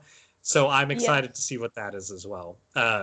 It sounds boring as fuck, but it also sounds like good protein. Slow cooked pork and herbed gravy with skillet kale and roasted potatoes sounds like something I would make. So I like pork. I'll try it. And finally, these very slightly ominous smoky pork cubano bowl, which could be amazing. But a smoky bowl is a weird way to present something. And they make such a big deal out of like what kind of rice and what kind of like starches they have and everything else. The fact that this one's just like, it's got pork in it is kind of interesting. So I'm excited to see what that is. Honestly, the best part of all of this, I mean, other than the fact that it's a free gift, is that I love trying new food, and the weirder it is, the better most of the time. And this just inherently is like a little weird, so it works out great for my interests. Yeah, that sounds fun. I did like a try. I got a coupon for a couple packages of HelloFresh one time, Okay. and so I That's tried that. you make those, right? Like it's ingredients? What did you Yeah. make? I made, what was it? One of them is like not, I want to say bibimbap, but I Oh, don't think it's there's like a meat component, and then you also kind of like pickle some vegetables with vinegar, okay. and some rice, and I think there's like sriracha mayo involved. I mean, The thing that that I sounds did, like it was good. Like the thing that I did like about those is that they give you the recipe. So now if I want to make it again, I don't need to go through them. But I'm glad that Freshly seems like they have better kind of packaging considerations, because HelloFresh was pretty bad, like packaging wise. They okay. had a lot of like, because they send you everything you need to make that meal once. So there was a lot of like packages this big of like mayo, or a tiny little Tabasco bottle, Oh, which yeah. while delightful, but no thank you. So There is a surprising lack of like excessive packaging with this that I really like. Honestly, yeah. like that's part of the interest in seeing how they do it is that there's clearly no like separate ingredient sauces and stuff like that. Oftentimes things will come and it'll be like, here's all of these little things, add them at different temperatures. I don't know, like this will be to taste. And this stuff is all like done. Like this is heated up for like 4 minutes and then like Mhm. plate it. And I've been plating it, or I did last night, and I intend to continue because it has like I don't know enough of that look of a TV dinner when it is cooking because it's in compartmentalized like biodegradable like plastics Yeah. that I would not suggest eating it out of one of those containers unless you're like gonna have to. But otherwise, like besides the things you kind of have to do, I think it's great. Like it's too expensive for me, and it's probably too expensive for a lot of people I know. But if you have like a desk job, especially if you're like having to work from home for like the rest of the year and you don't have time to cook or want to cook and you have extra money, like there's worse things you could put your money into. Yeah. That sounds fun. I do like the idea of just um kind of like you said, just trying their approach to different things. Especially Yeah. the vegetable biryani and the I Uh-huh. can't remember what the main part of that one was. Tikka But masala on I think. yeah, Uh, that'll be interesting. yeah. Uh, hopefully it's not a company that has like a secret military somewhere or something. It doesn't seem like it, but now I'm just paranoid whenever any company does anything, which is probably the right place to be in, unfortunately. It's a good instinct. Yeah, what's wrong with that? So I guess what I want to know about is you've been playing D&D lately. I have. So I'm going I to need to know I do about have this. a small D&D group. Yeah. You what? I'm going to need to know about your D&D antics. Oh, okay. Um, let's see. I'll give the internet a second to chill out because it's Oh yeah, it's not throwing a great fit today. at the moment. Um, so I think I have in total done like maybe 4 sessions of D&D. How long So are they? very new. Um, we usually play for like 2 to 3 hours at a time. Okay. That Yeah. sounds normal-ish to me.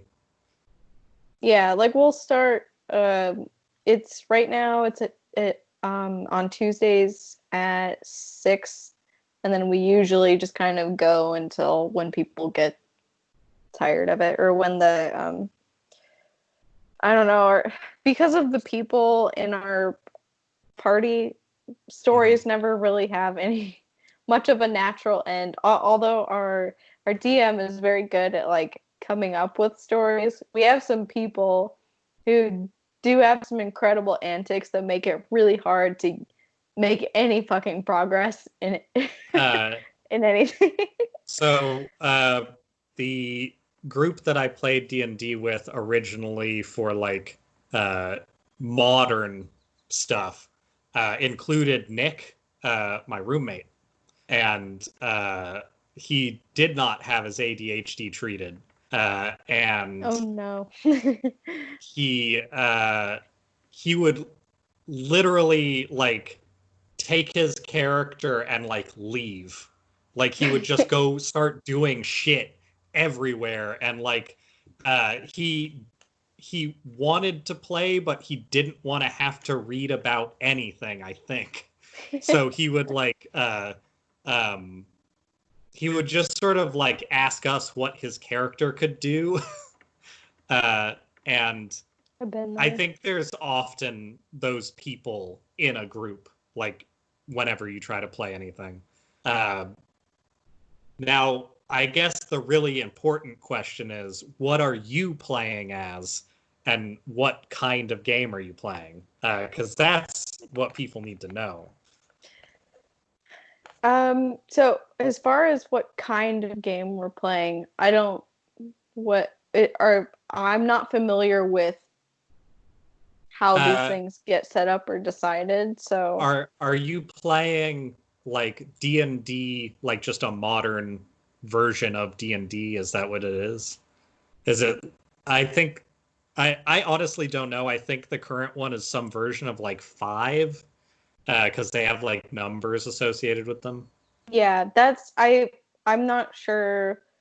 All I know is that all of the guides that I've been referred to are like fifth edition, Okay, yeah. if that So answers your question. I think that that's what my group is also playing. Okay. We started when we did the other group. We started on like fourth edition, I think, and there's a lot of weird politics about like who likes what that I could Mm. not care less about. The only thing it serves to do is make it more complicated to know what the fuck you're supposed to do. Yeah. Um, but uh, okay, so it there's like a bunch of role playing games that people will sometimes say D&D for. So I was mostly just curious if it was D&D Actual or something. D&D. Yeah. Yeah. Yeah, as far as I know it is. Everything we're going off of is like the fifth edition Okay. rules or But I whatever. guess the important thing is tell us all the embarrassing details about your stupid character. Okay. Well, actually, hmm. And just so So, you know, I have my character right here. So this is not a one-sided thing. I will tell okay, you. very good. It can't be a one-sided thing. Yeah. I don't have my character sheet in front of me, but I my character is a wood elf. Okay. Um, and I she think is, that is also what I played the first time I played D&D. yeah, I think it's a good starter so far It for also me. sounds cooler. It I does don't know. sound the coolest. Most of the other stuff is like, eh. Yeah. Uh, um, Her name is Dara. She is of the monk class. So, Okay. That's mm, like I forget, do you punch things or do you have like magic of some kind, I think, as a monk. it's kind of a mixture of the two. Like you have a magic called ki, and you Okay. get like so many points of it at different levels, and you can spend them to do like preemptive stri- strikes. I don't know what the exact names for these are, but you can like dodge things as Oh, okay. your turn, or yeah, or So you're like yeah. one of the tough guy classes, but it's agility instead of strength, maybe? I think so. Okay. Maybe kind of tough. Yeah, I don't know. Well, I don't know about tough guy, but I know that the monks thing is like dexterity and agility, I think, Okay. or So whatever. yeah, that I think it's all of the like versions of things that are like classes in those games take like it's basically the same as video games. It'll because video games came from the shit, but it'll take like 6 to 10 stats per like game, and they'll just have like two or maybe three that are good for each thing, and then Mm-hmm. give it a name. So it sounds like yours is like dexterity and like a little bit of magic. Uh, I don't know how the key works, but like Yeah, it's something it's like an that. assassin that doesn't sneak as much, is what it sounds like. Yeah. Yeah, I think maybe it's stealth. I think stealth, I can't remember specifically what my person is proficient in. I Oh, think okay. it's dexterity and stealth. Let me see. I remember This that I'm thing. like tragically low on charisma though. Okay, so it looks like dexterity is the statistic, and then acrobatics and stealth are under dexterity as like a Okay. thing. So Gotcha. it looks like you're a dexterity class with like the dexterity attributes as you choose them kind of in there. Yeah. Okay. It's handy to have this weird printout. That's Um, nice. I got well. So the trade-off was Dawn, who runs our DMing, which also I think our YouTube channel is gonna start like following, cross-following with Dawn's, and maybe projects at some point. We might try Cool. some mutual stuff. He's more of a nature photographer, so we'll see what happens. But he Nice. also seems to have some editing skills from my knowing Dawn. So maybe we'll have something someday with people where it's, more produced, but I wouldn't hold your breath. That sounds like a distant fantasy.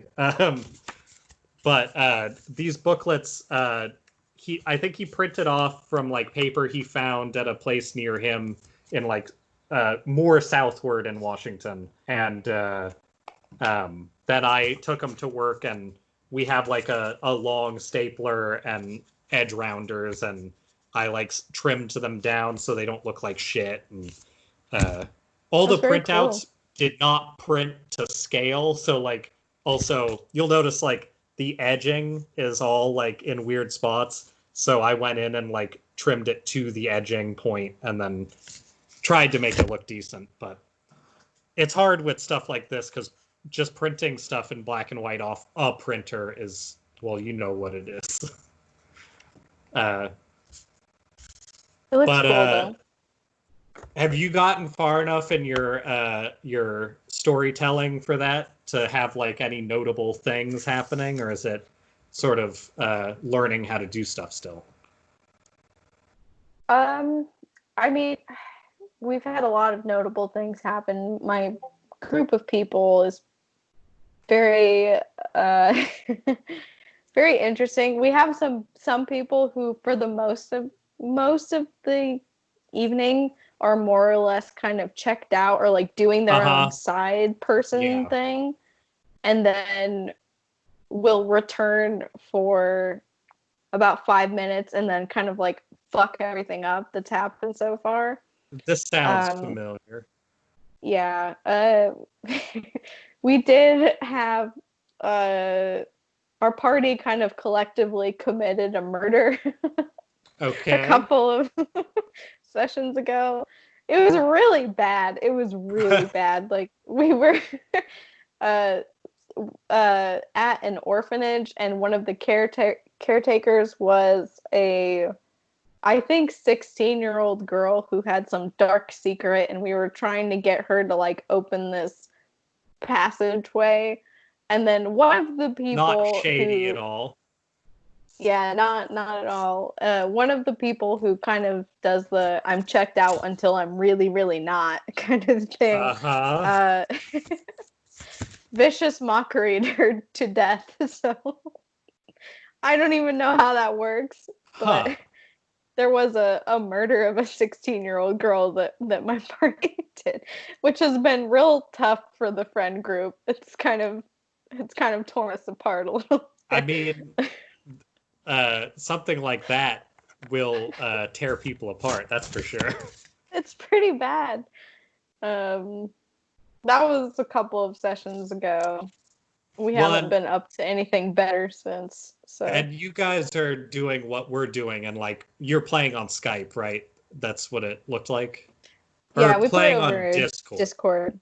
Mm-hmm. Right. Yeah, we had trouble playing over Discord, so we're playing on Skype. I have like a D&D tab on here. Um, I think that unintentional murder is a big part of D&D. I don't know. It is. People are mostly checked in. Thankfully, we just started playing again.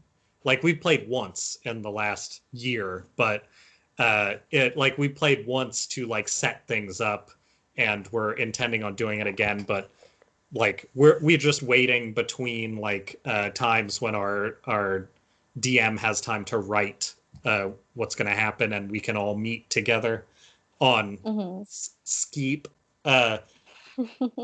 Do you suspect anybody is faking their dice rolls? Because I think that I think it's been fine for my group, but I definitely at times feel like without being able to see what's happening, so this is partially off of the fact that I got 3 critical misses in like a 3-hour span.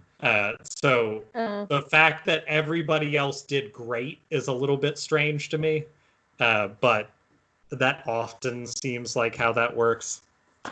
We actually our last session we had more combat than any other session I've been a part of, and everybody just uses like the Google dice roll thing. Okay, that's a lot better for like but I feel like that can be at least more reasonable. It's reasonable, but like nobody is streaming their rolls, of course. It's just kind of honor system. But we had everybody like consecutively had so many bad rolls that we kind of all agreed that the Google rolls are like cursed and they're against us somehow. And as soon as the people who actually have the real dice started rolling it in real life, they started doing much better. So we've kind of thought like maybe we should roll the real dice if you have them. Yeah. There's probably nothing to that, but we all did real bad that session. I have found that especially so dice are never truly weighted perfectly. And so people always end up with lucky and unlucky dice, but I feel like what's actually happening is there's just like there will be a slight dice inconsistency in certain ones, and you'll just get better rolls because all the good rolls tend to be in this area. And then people hold on to it as like, well, now I won't get fucked. Yeah. But I mean, I think that's legit. Like, who cares, really? But one thing that sort of on the topic of items that are useful, this is actually, I'll hold this up. This is a thing that you can buy for oftentimes really cheap because they're unpopular. But it's made for Magic the Gathering, which is, let's say D&D for less committed nerds or people with more money. Who knows? The cool thing about this is they come in packs of 3, and they're meant to be a token counter. So, like, cards will make something, and then you don't know how many or, like, you want a statistical thing to show that you have those things. But what these also have is a movable set number that you can use for a life counter, and a special like number counter that you could use for, say, food or potions or whatever, or spells. Like if you're a spellcaster, you can like have your spell count in the corner. These things are so much easier than having to go in and like erase your life total and continually note that down. If you can just have a thing that doesn't move unless you move it and you can set it near you, it's far easier. That's nice. As somebody who got murdered and brought back to life the instant we started fighting, these can be very useful. Yeah, most of us are just have like a tab open of Notepad on our computers. That would be nice. I'm still a dipshit, so I still have like this is my like inventory and backstory and all kinds of shit that I wrote down on like trash paper, and then I have like a working in this thing. There is like a like working inventory and like my personal statistics. And then nice. in the back, so in the back, it has a space where you can write in the spells as you get them. But I found a thing that I use on the tablet that's free that you may already have access to. Is it Aurora? No, it is, what's it called? So it's this thing, it's complete reference for 5. And the cool thing about this is that it isn't just your spells, it's everything. And then, Wow. so it's basically a guidebook, but the only difference is it has this little ad ticker, and like, I couldn't care less. But one of the things that lets you do is in your spells, you can bookmark items. And so everything I can do is just quick listed on the side. And That's really nice. you can just have them up while you're playing and like flip through to see like what the actual rules are. So that is the one bit of advice I'll give, and like it's clearly set up for phone as well. Mm-hmm. That as a thing to have is incredibly useful. Like I played on paper a couple years ago when we did our first big like game thing, and if I had access to this then, I would have just used this instead because it really makes it easy to have everything where you want it. But now, since my character is my original character and a lot of characters I play in things are dwarves because they're like easy to not have to act too much, but also they do all the things I want a class to do. So where like wood elves are really good for like dexterity and stuff like that. And like, can't they like see in the dark and dumb shit like that? I'm pretty sure they can.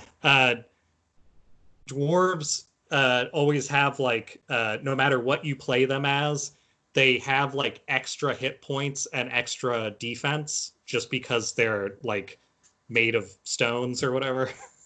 uh, and so I played mostly dwarf wizards throughout all the time that I've played games like D&D. And that's been pretty fun. But this most recent game, I decided to be just a gross, like, what is it specifically? It's a boggart swamp druid, which is just a like oily jet black goblin that's tiny and has like no hit points, and all the spells that I have are garbage, and it's been really fun. Let me run you down these spells actually, because I really love the crap that this character does. Yeah, I'm curious. So I think this is a combination of my spells from being the class that I am and the race that I am, and then also the spells that I can just cast. Actually, while I'm thinking about it, what is the dumb thing? By being a goblin, I have some sort of ability that I think is like oh, also I'm a hermit. That was the background that I picked, which means I have like extra druid garbage of like survivalist skills, basically. There we go. So because my character is a swamp druid goblin, they have +1 to wisdom, which is weird. But swim speed is high. You can use a blowgun and a net, which is called bog proficiency. And then you resist poison and you have advantage on poison and disease, and you can see at night. So it's just sort of, oh, and you're slippery, so you can escape things easier. So it's just like a gross, like, garbage character, and I'm really enjoying it. Now, to quickly run down these spells, though, normal-ish spells, there's a Thorn Whip, which is just like use a piece of grass or something and it turns into like a weapon that pulls things closer, which is terrible for my class. Resistance to you can give resistance to other people. So like by squooging up against other team members, they become more resistant to everything. I don't know Oh, that's why, but kind of cool. so like it in the realm of like assist characters that aren't really that strong. That's basically what this is. Druid craft, which basically just means, so the description is you create a tiny harmless illusion that predicts the weather for the next 24 hours. You can instantly make plants bloom. You can create a harmless sensory effect, or you can instantly light or unlight a small light source. So that's all, let's say, highly like opportune actions, I guess. If somebody I decides really that like I really like the like weatherman yeah, uh, ability. I love the idea. I haven't done it yet, but I love the idea of just making a weird little like ghost that's like it's gonna rain for a while. Like um, and then I can detect poison and disease, so that's useful for like my character specific stuff. So the things that are really sort of dumb and just this character, I feel like, is besides being immune to poison-ish, I can also purify the poison out of stuff. But the only thing that I've done with food and drink specifically, the only thing I've done that with is somebody in my party was not helping the group because they wanted a big jug of alcohol, and then I purified all the alcohol out of it. And that's the only thing I've done with it. Uh, I can speak to animals, which seems good. It's a spell, so it only lasts for a certain amount of time per cast, but like that's kind of fun. And then the thing I use constantly is I can make a bunch of berries, specifically, uh, how many? 10. So as an instant action, I can just pop 10 magic berries into my hand whenever. And each berry restores 1 hit point. Uh, and after 24 hours, they just sort of turn into like gross, like rocks. But if you eat one of them, you get a hit point and you get nourishment for 24 hours. So it's like you're not hungry anymore, I guess. And that has been a thing I use constantly because why not? Also, you can make 10 of them and just jam them if you want. So like, also my character only has 9 hit points. So like that's my entire hit points. As long as I can get away from people and eat all these stupid berries, it can work. And then the weapons that this character has is like a net and like some Kills it's like me. a blowgun with darts in it and like spears, which I don't know. Like it hasn't come in very handy. I'm not good at fighting stuff. I'm not But good at that either, just because I think that's the part that I find least interesting. yeah, totally. So I'm just like, I'm not super invested in that part of the story, but yeah, I'm always like, I don't know, crossbow, I guess I'll do that. Uh-huh. Yeah, I'm just out here trying to show people how fast I can swim and how many berries I can make. That's not really I a just want to see in the dark. That's all I yeah. want. I See don't see really why that's such far. an issue. So Yeah. for the idea of how seriously we're taking it, one of the characters that is being played in my game is a psychic dog, which That's I fucking guess cool. in the book is a thing you can play as. Like there is a list of specific traits for dogs that you can use, and then there's a class. I want to say it might actually be a kind of monk um, that has like psychic abilities that include talking to people psychically, and that's how we got Yes. around the fact that dogs can't talk is they talk to us telepathically constantly. So that's been interesting as well. Yeah, that is cool. There is I think once you reach a certain level, you as a monk you have to pick like a way of life, and there's 3 different ones you can pick, and one of Okay. them is you get that eventually. But I know yeah. I when I had a book available, when we could be in vicinity of each other, um, I looked at like the future paths of what I was playing, and there was like a clear option that I was gonna do, but I can't remember exactly what that was now. But it was definitely something that was still like doing gross stuff and hanging out. Because that's all I really want out of this game. And episode named Uh, doing gross stuff and hanging out. um, so, as part of that, one of the things I realized last night, actually, because so I mentioned last week I've been playing a little bit of Call of Duty World War II and a little bit of um, Star Wars Battlefront 2, which are both free games. Like they're both things that uh, I mean, I have a subscription, so they're not free. They're like uh, the difference between this and like a Netflix is that in the Sony system, if you pay your $5 a month for like their year-long thing, you get 2 free games as long as you stay subscribed, which I subscribe once a year. They put it up cheap.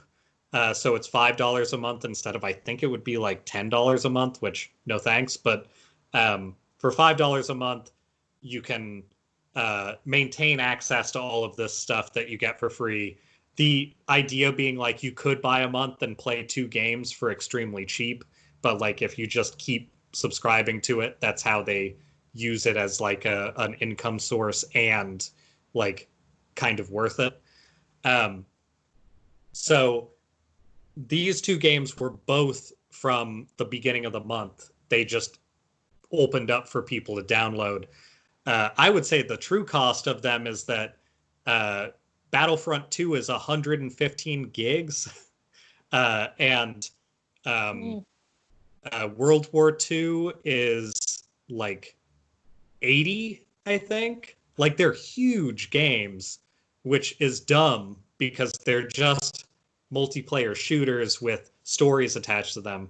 And I know a lot of it's the story part, which is pretty good in both of them, but it's surprising. So last time in our podcast, last week's podcast, um, I had played the single player mostly of those games, and I'm still like in the beginning parts of that.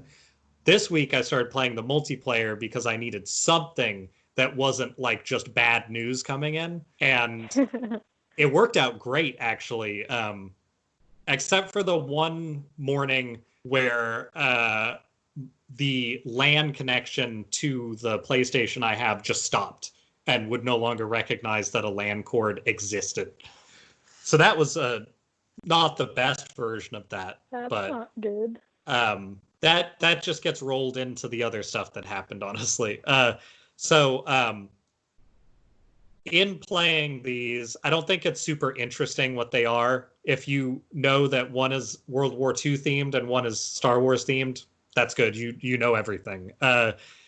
The thing that I thought was interesting was I was thinking about D&D because on Tuesday you were playing D&D and you were online and we were watching a movie, and I uh, started thinking about D&D more as like a thing just in general.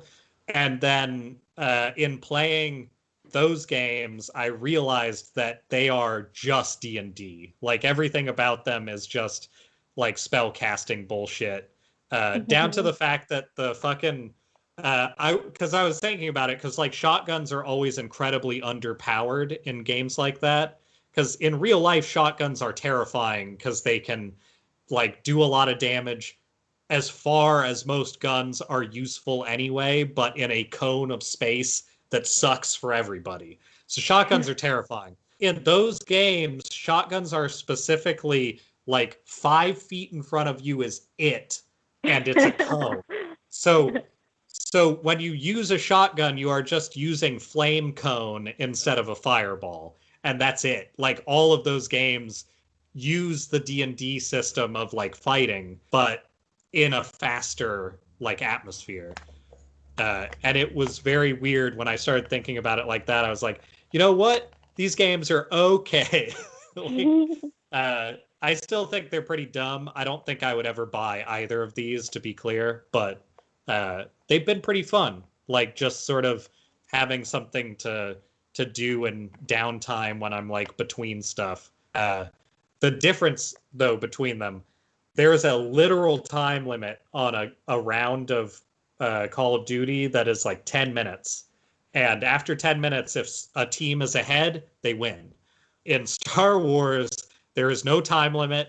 The section of a game for the standard mode is you're on a planet. If one person wins the planet by like holding capture points the longest, you travel to the opposing team's base, which is a ship, and you attack the ship. And if you don't blow up like the reactors or whatever, you go back to the planet. And both teams have an equal chance again to get to the other ship. Each of those portions of the game take at least 15 minutes. So those games can last forever. It is nuts. I've seen a lot of people just leave after like going to a ship and it not working. It's just like, oh, well, I'm done with this game, so never mind. I played my round. I'm done. Yeah, it's interesting. It's definitely not something I'm gonna play very much because like that is a time sink. The games that I've finished, thankfully, just went from the ground to the spaceship and were over, and it was like sometimes as short as like 20 minutes, but like that's still a long time to play a round of something. Yeah. Yeah, I have some fond memories around Battlefront 2. My brother and I used to play that together. Yeah, And the multiplayer is fun. If you have two people, it's more fun. I bet. Yeah. Yeah, because I think then you can like drive stuff and shoot stuff. So one of us would drive it and the other one would shoot stuff. Yeah, and this you can so there's not vehicles on the ground like there are in Battlefield, but each time you die, it accumulates a certain amount of points for all the actions you did. And when you die, it takes you to the screen to like pick what class you're gonna be. But in this one, there's a second section of classes that are like Luke Skywalker and an AT-AT and like spaceships and things like that. Yeah. So if you do well, all of a sudden you can swoop in next life on a spaceship and just blast everything on the ground. And like that stuff's pretty fun. But it's definitely a different kind of system than I'm used to. Yeah. I really like the capture the flag sort of structure. I always thought that was fun. It is absolutely capture the flag is like what that whole game is based on. Yes. Also, I don't know, like there's a set, so it goes all the way through Star Wars history in terms of stuff, which doesn't mean much to me either, honestly. But it means that there's one like group that you can end up playing as that are those like super skinny droids from like the prequel movies, and they're just literally harder to hit. And whenever I played a game against them, they win. And it doesn't matter how good the team is playing them. It's like everybody's like a person thickness, and then those are like sticks. And I think that it must be just psychosomatic on that, because they wouldn't have changed the hitboxes to make them better unless they were like trying to get people upset at their game. But it feels like you can never hit them. So I've just never seen them lose. It's very weird. Interesting. I didn't remember that. But they do talk good. They do the like weird buzzy chirpy thing. It's too bad there's no Gungans though. That is a disappointment. Can't you play as like Boba Fett though? I remember a flamethrower. Yeah. Somebody has a flamethrower. Yeah, you can play as Boba Fett, and you can play as like there is a stormtrooper that you can pick at a certain point in like certain groups that just has a flamethrower that is only on one of the teams, but I don't remember which.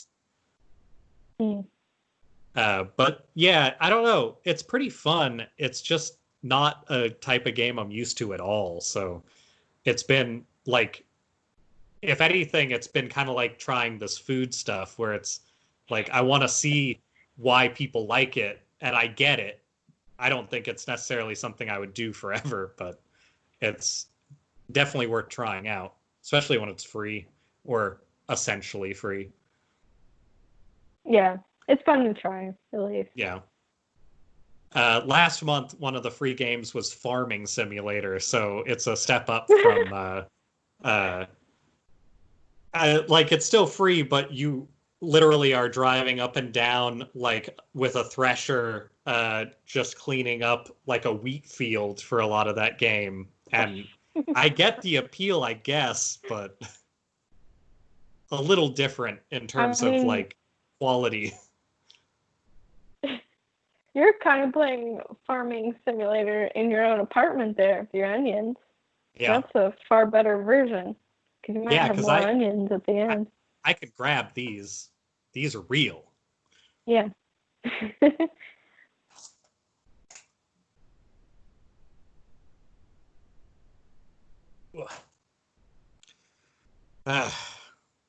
Well, I feel like there's a lot of stuff we could still be angry about, but I feel like there's enough of that going on.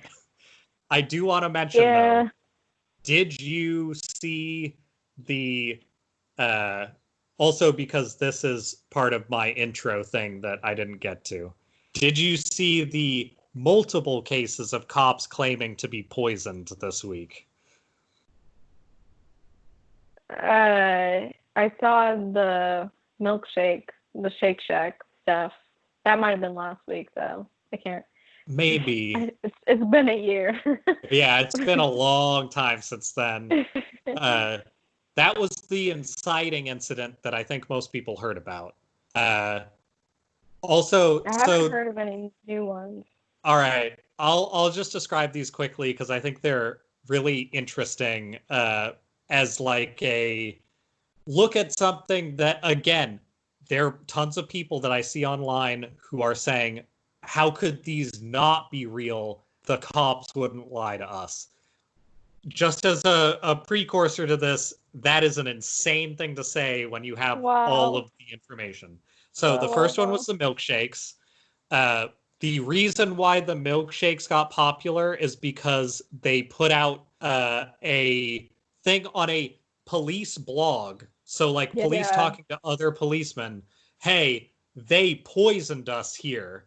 And then the police I think it was a message from the chief, but the police organization went and checked it out, I guess, and it was all just police saying that, and they're not even really sure if it had an effect on them in the first place because there was no proof. But that was just some police got diarrhea at a fast food place.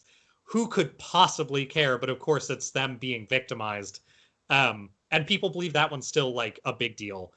The next one was the video of this I think is fucking amazing, but it's also like there's a lot of like lack of clarity on this. A lady cop, doesn't matter. A cop went to McDonald's.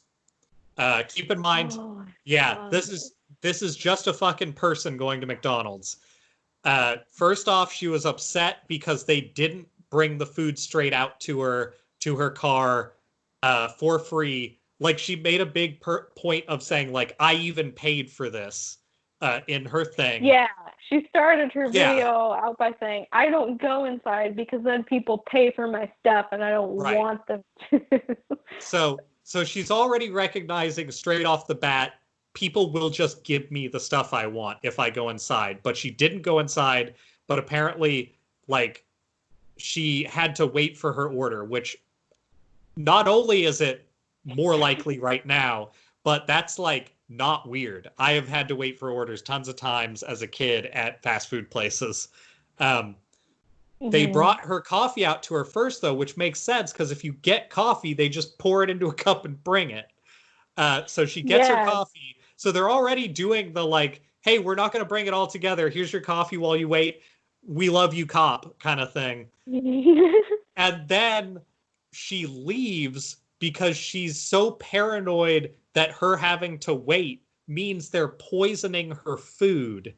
And then she just leaves and goes and talks about how like she was victimized at this McDonald's, even though it's entirely like paranoid. Completely normal. Completely normal. And that stupid video that she did, like it was so it took her so fucking long to get to the point of what actually happened that I was like, when she got to the point and was like, this is what happened, I was like confused where the rest of the video was, or like because she's describing a very common experience at McDonald's. If you were a McDonald's connoisseur such as myself, you have been asked at least once to pull to the side so they can finish doing your stuff because there's a billion people there and they'll bring stuff out separately. Way too much stuff, so you're gonna have to wait. Yeah, I mean, yeah, it just we have to check if we're legally allowed to bring you both of those items at once. She's describing a very common thing that happens to everybody at McDonald's when they get busy. And she's like in tears in her video. And instead of treating it like I don't know how you would treat it other than this is a normal ass thing. She's showing that she's so like above other people in her daily life that this could never happen to me. And then people are taking it and going like, well, of course they were probably poisoning it. So you might not have heard this last one because I found it while I was like looking up information on the other two. So another thing that happened is man, actually you should look this up so you can see the image if you would. Look up cop gets pig note on coffee. That should get it. Oh, is this recent? I knew something similar like this happened a while ago. Oh, there was one that was like a couple days ago because it was a McDonald's coffee on this one. Oh, okay. And he wrote it on his own coffee? Or was it just a completely fake story? It was completely fake. The cop just made it up. But it was like a very similar thing to stuff that has happened before, but instead of it being treated like, why would you do this? It's being treated like, oh no, they're after us again. Yeah. Okay. The image is pretty funny. Are you talking about this? Yes, I believe that's right. So again, like afterwards, this was just like every one of these things. So the weird thing is, did you hear how the lady who went and got coffee ended that story? Like how the police like responded to it? No. So apparently the response from the police that are in the jurisdiction of where that McDonald's is said she doesn't work for us, which she was like, as far as I remember, in a cop car in an outfit, but that means that she would have had to have gone to a McDonald's outside of where she would normally go anyway, which is also very weird to me. Like you can end up wherever. Like it's not like I don't work at times hours away in terms of travel from where I live. Like whatever. But it's more just the idea of like people started harassing the local police about like what the fuck is this about? And she's not even from that precinct. She's from some other precinct. So that's a weird like end to that story. It feels like it's just the cops being like, we're not going to talk about this. And then that cup, much like the first one, the getting sick at Shake Shack, the McDonald's pig cup was like, oh, actually, this is all fake. Which, yeah, exactly. Why wouldn't it be? It has been like every single time. Yeah. Like the Starbucks one was fake too. The guy wrote it on his own cup. And at least the Shake Shack thing, I read a couple of articles that were saying like it is possible that they had just cleaned the machine and there was still some like sanitizer in there. It's but it possible that that's have happened been, to like, all of us. right. Yeah. And it wouldn't have been. It's not like bleach. It's not going to kill you. Yeah. No, but bleach heals you. What are you talking about? I really enjoyed the end of the McDonald's lady. Her video ends with her like basically soliciting a call to decency towards cops. God damn it. And she gets into like, she dissolves into tears over this, I don't know, fake trauma. But I really enjoyed the response that I saw, at least on YouTube, to a re-uploaded clip of it that was like, this person shouldn't have a job as a police officer if they're in tears over this. And specifically right now, if she's so stressed out and like so on the edge that going to McDonald's and not getting all of her order at the same time is like that jarring that she's crying in her car. Like, that person shouldn't have a gun. Like, I don't think I should have a gun, and I did okay with the stress of being harassed for literal years by people for like student loan shit and just not having enough money to eat and all that kind of stuff. And then these police officers are out there, and apparently they're such good and important people that as soon as something goes even slightly not the way they want, they just can't handle it. And they have guns that they're allowed to use however they fucking want. That's crazy. And whenever you mention any of this stuff to people who are pro-police, it's very likely the response back, and the response I've gotten a fair amount at this point is, well, you just don't understand how important and good they are, which is not at all the point. Like, you can be good people and bad at your job. You can also be a shitty person and have a job that people look up to. I would say that's pretty common. So I don't know. Yeah, I mean, I don't have them in front of me, but look at any statistics of what percentage of cops have domestic abuse allegations or convictions, whatever, against them, and they also don't solve that much crime. If you look it up, they don't solve things. So I'm fine with abolishing police and letting the like true crime podcast universe take over from there. Yeah. I'm fine with abolishing police and having people have like options that will actually help them instead of fire guns at them. Like, that sounds great. Right. Like, I saw someone make a really good point that why do we have like I can't remember the specific career they were talking about, but they're saying like people like nurses and healthcare professionals have far more training in de-escalation than police do, and they have pretty much the same. The intent of the job is the same. You're supposed to like save people and help them and keep them alive. And Well, and the one of scary thing is the reason they don't have as much training as police is because they have a gun to make up for it. Like, that's the worst reason. yeah, Like, yeah, yeah.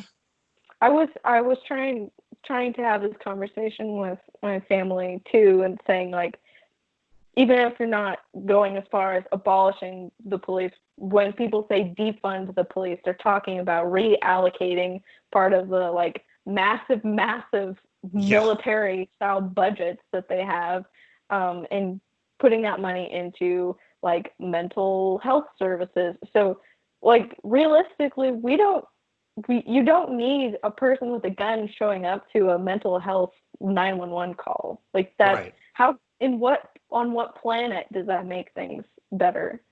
One of my friends used to watch people in an assisted living home in which there was at least some violent danger at all times. Like, and not as paranoia. Like, one of the people there crashed through a glass door, seemingly on purpose, and had like attacked people just out of like neuroses in the past, and like Mm-hmm. you take steps to make sure that that is something that you know how to handle well. But like those people don't have guns. Like people who are helping people in these situations, they're literally in a house with people who have sometimes violent histories. They Mm-hmm. just work with them, and they're having a policeman that can show up with a gun when you've already been hurt by somebody doesn't make it safer for them. Like, you just need to have structures that aren't based on retaliatory violence. Instead, it should be something to actually help people, and then, you know, have a system in place to help people if violence occurs. But like right now, we're just ignoring all that stuff and saying like, ah, we'll just shoot at them. It'll help. Right. Yeah. Yeah. Like, oh yeah, let's put more armed policemen in schools. That'll help against the school shootings. Let's not address any of the mental health issues there, which honestly I think that's probably, I don't know. There's so many Well, things at play, but mental health yeah. would be such a huge factor in that.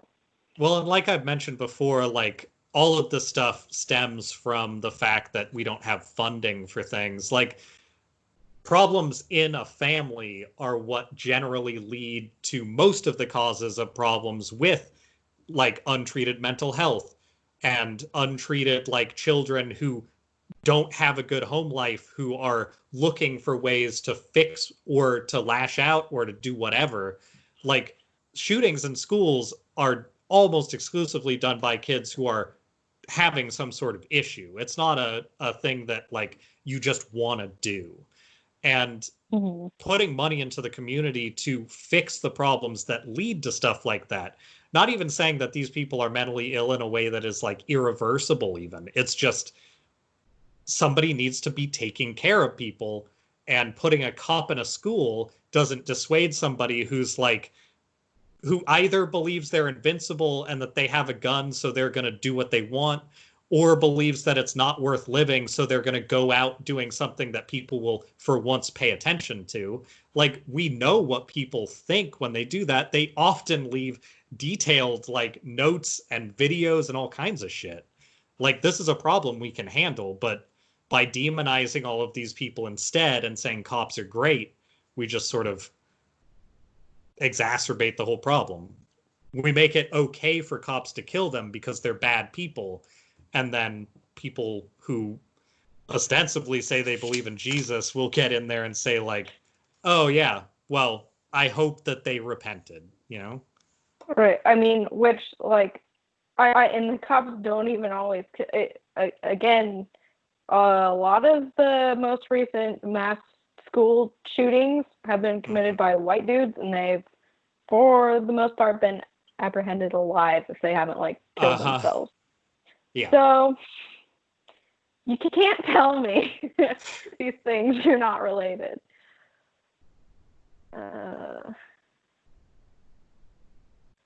Huh.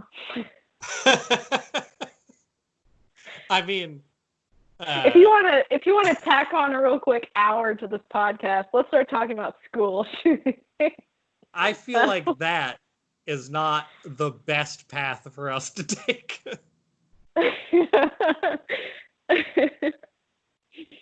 Oh God, I was gonna talk about fucking racist syrup packaging, but I'm not gonna do that anymore. Why not? That sounds fun. Oh my God. Did you hear people coming out to say it's so racist what these usually saying Democrats want to do to our syrup because Aunt Jemima rose to high ranks and it's a point of honor to be on that syrup. And that's not what I'm hearing from the black community. That seems like maybe like most of these listen to a black friend, ask them about Aunt Jemima and how they feel maybe. The problem is most 50-year-old Karens don't know a fucking single black person, so you're not going to get very far with that. Candace Owens. Yeah, exactly.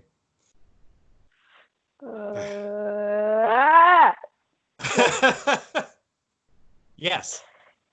I had a couple of interesting conversations with my family over the last week because they're generally when the topic of we're changing the branding on this, or like we're changing the team name, or like Disney we're redoing Splash Mountain because it's based out of Song of the South.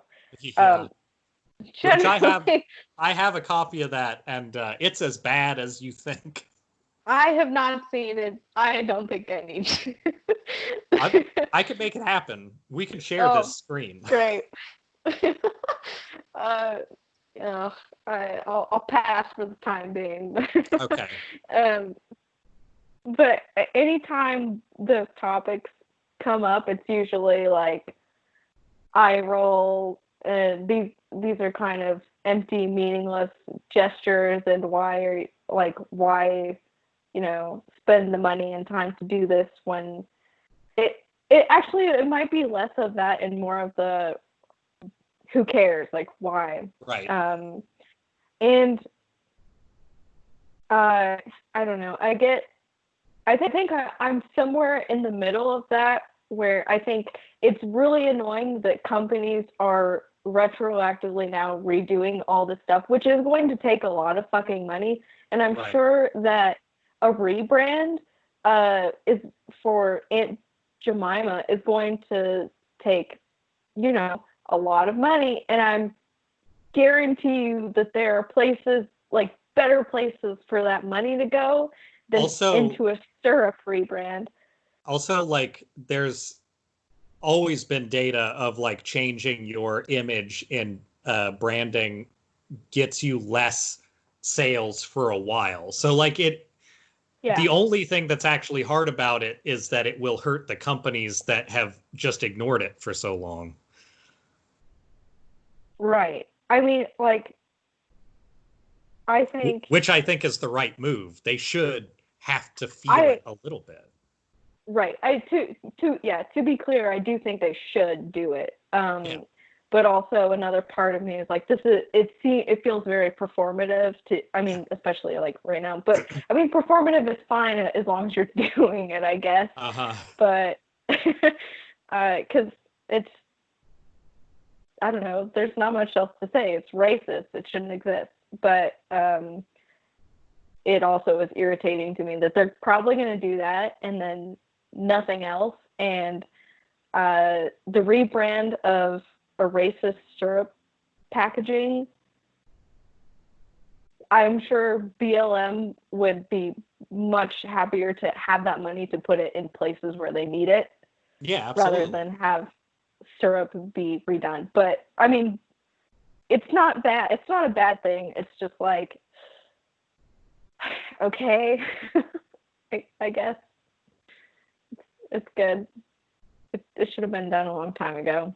Yeah. They just recently took the Native American person off of the Land of Lakes letter. Yeah. Also, it seemed very vindictive because wasn't the new packaging the exact same packaging without the Native American lady on it? Yeah, like they didn't even try. They were just like, "Fine, you want it? Done. It's done." Like, I don't, whatever. But I don't know. Yeah, it all seems very like it is another way that people are trying to put band-aids on the situation to avoid changing anything that actually like changes anything. Uh, Mhm. and I'm, yeah, yeah, I'm nobody is being willing. right. I being like in a marketing person, a person who has to make ads. I I don't know. I've come to the point where I don't even want to see a company, and I don't even want to see a company have an opinion on a thing because I know they're just doing it to Yeah. get someone to buy their thing. But at the same time, I know like, okay, you're selling a pair of socks with a rainbow on it for Pride Month. Uh-huh. If you're donating a portion of the proceeds to whatever the fuck, yeah, I guess that's great. But also at the same time, it's fucking tiring Yeah. to exist in that space, knowing that I don't know. Are you I hate it. I hate implying that it. those fucking Geico commercials where they're like, we've seen all of your cool videos from home now that you're stuck there forever, that those aren't helpful? Because I feel the opposite. I know. I'm very. Oh God, it's I painful. now that we are receiving emails from companies about both BLM stuff and COVID stuff, it's just like And pride. and pride. Yeah, like I wake up to like 30 emails and I don't sleep enough. So like there's just a lot of that shit coming through. Yeah, I'm glad that this year seems definitely, as far as the commercialization of the concept of Pride Month, it seems Uh, less than previous years because, a like, little in bit. the light of uh these trying times. But it's still gross, but I don't know, whatever. Yeah. It's not ideal, that's for sure. Um oh, what is this? Oh. I'm getting word that well, there's a lot of bad shit going on at the moment, it feels like, but not worse than usual. Uh, Yeah. I just got a Pops update informing me that uh, the family photos that are coming out just recently very clearly delineate which family members are wearing masks and which ones are not. Like the family groups are completely separate in like their mask wearing, which is not surprising, let's say. Yeah. That's I don't know. It's not really that big of a bummer. I've known that for a while, but it is very like I guess we know which people agree and which people are, very Catholic because they do not give a shit. Um, Mm-hmm. It is to the point in Idaho where going into the grocery store, I am one of the only people wearing a mask. uh, Unless it's yeah, usually like older people who, are at risk. Well, everybody is, but more at risk. Um, and it's a few other people, but it's not the majority anymore. uh, Nick and I went before. Wait, what day was it? Was Saturday, I guess. Nick and I went and we like put our masks on, got in the car because Nick drives everywhere, and we drove the block and a half to town, and then We were gonna grab coffee because he stayed up late playing Last of Us Part 2, and so it was like noon or 1, and he was like, get some coffee and some food. And he apparently there's a place that just opened that's like a ramen place that is where I think where the Papa John's used to be, which is a firm step up. And they just weren't open, so we couldn't get food from there. But we got some coffee and then walked back to where the car was and went somewhere else and grabbed some food. I forget exactly where now. Anyway, on the path through town we parked on one side and walked the like 3 blocks to the coffee and walked back. I saw one family and one other person wearing a mask, and it was, you know how Kirkland is set up and like sort of what it looks like when there's people out? It was exactly the same as it was last summer. There was no difference. There was one family with masks on, there was the 2 of us, and there was one guy I saw with a mask on, and that's it. And it was mostly old people. And it was on Friday. That was the thing, is that it was almost exclusively older people without masks on in town. So I don't know what the fuck they're trying to do. Like, they have to know that it is a problem.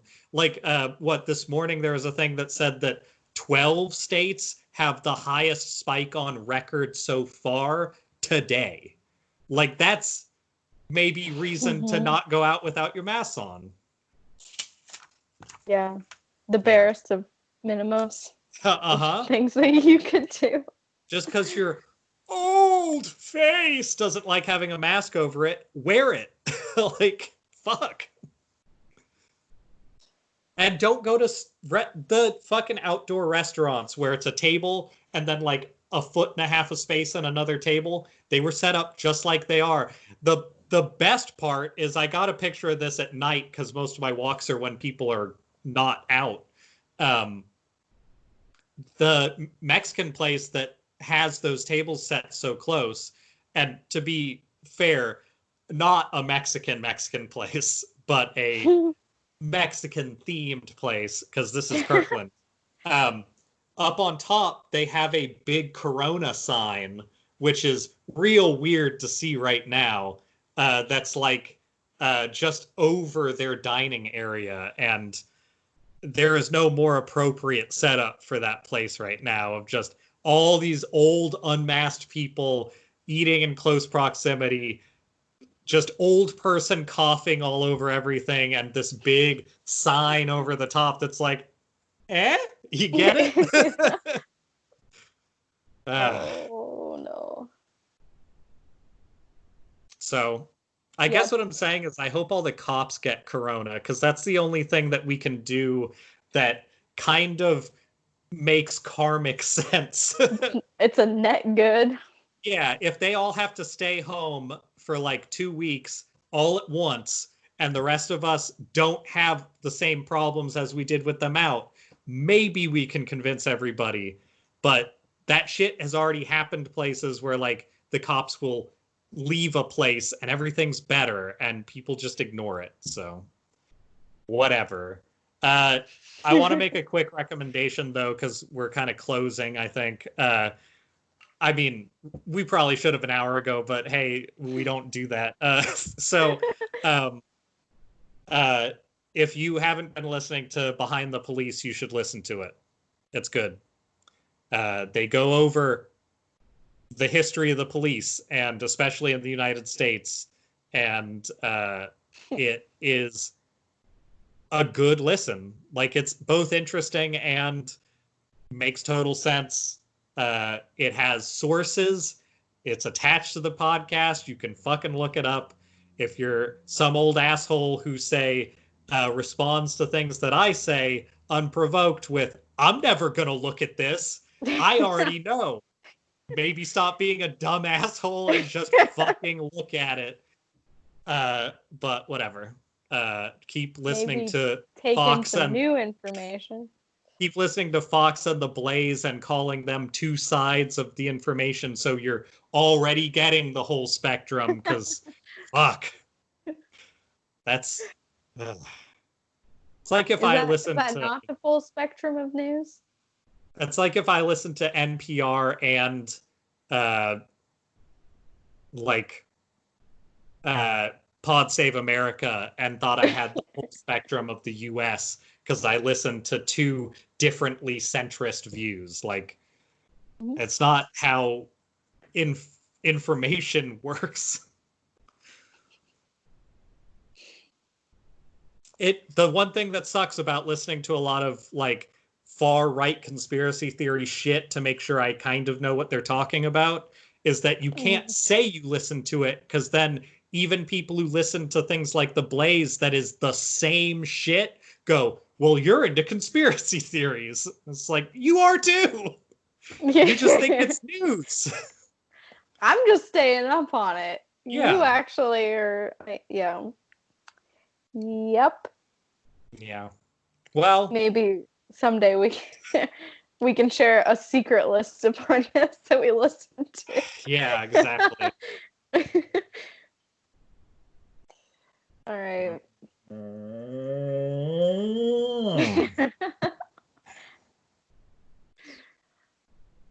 Cool. Very.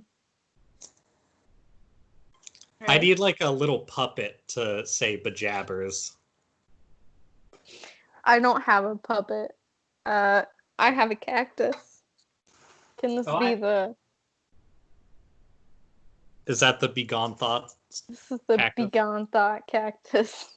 This is my puppet for bejabbers. Come on now. Say Begone. bejabbers. I'm just gonna end this for everybody's safety and mental health. Begone Thoughts.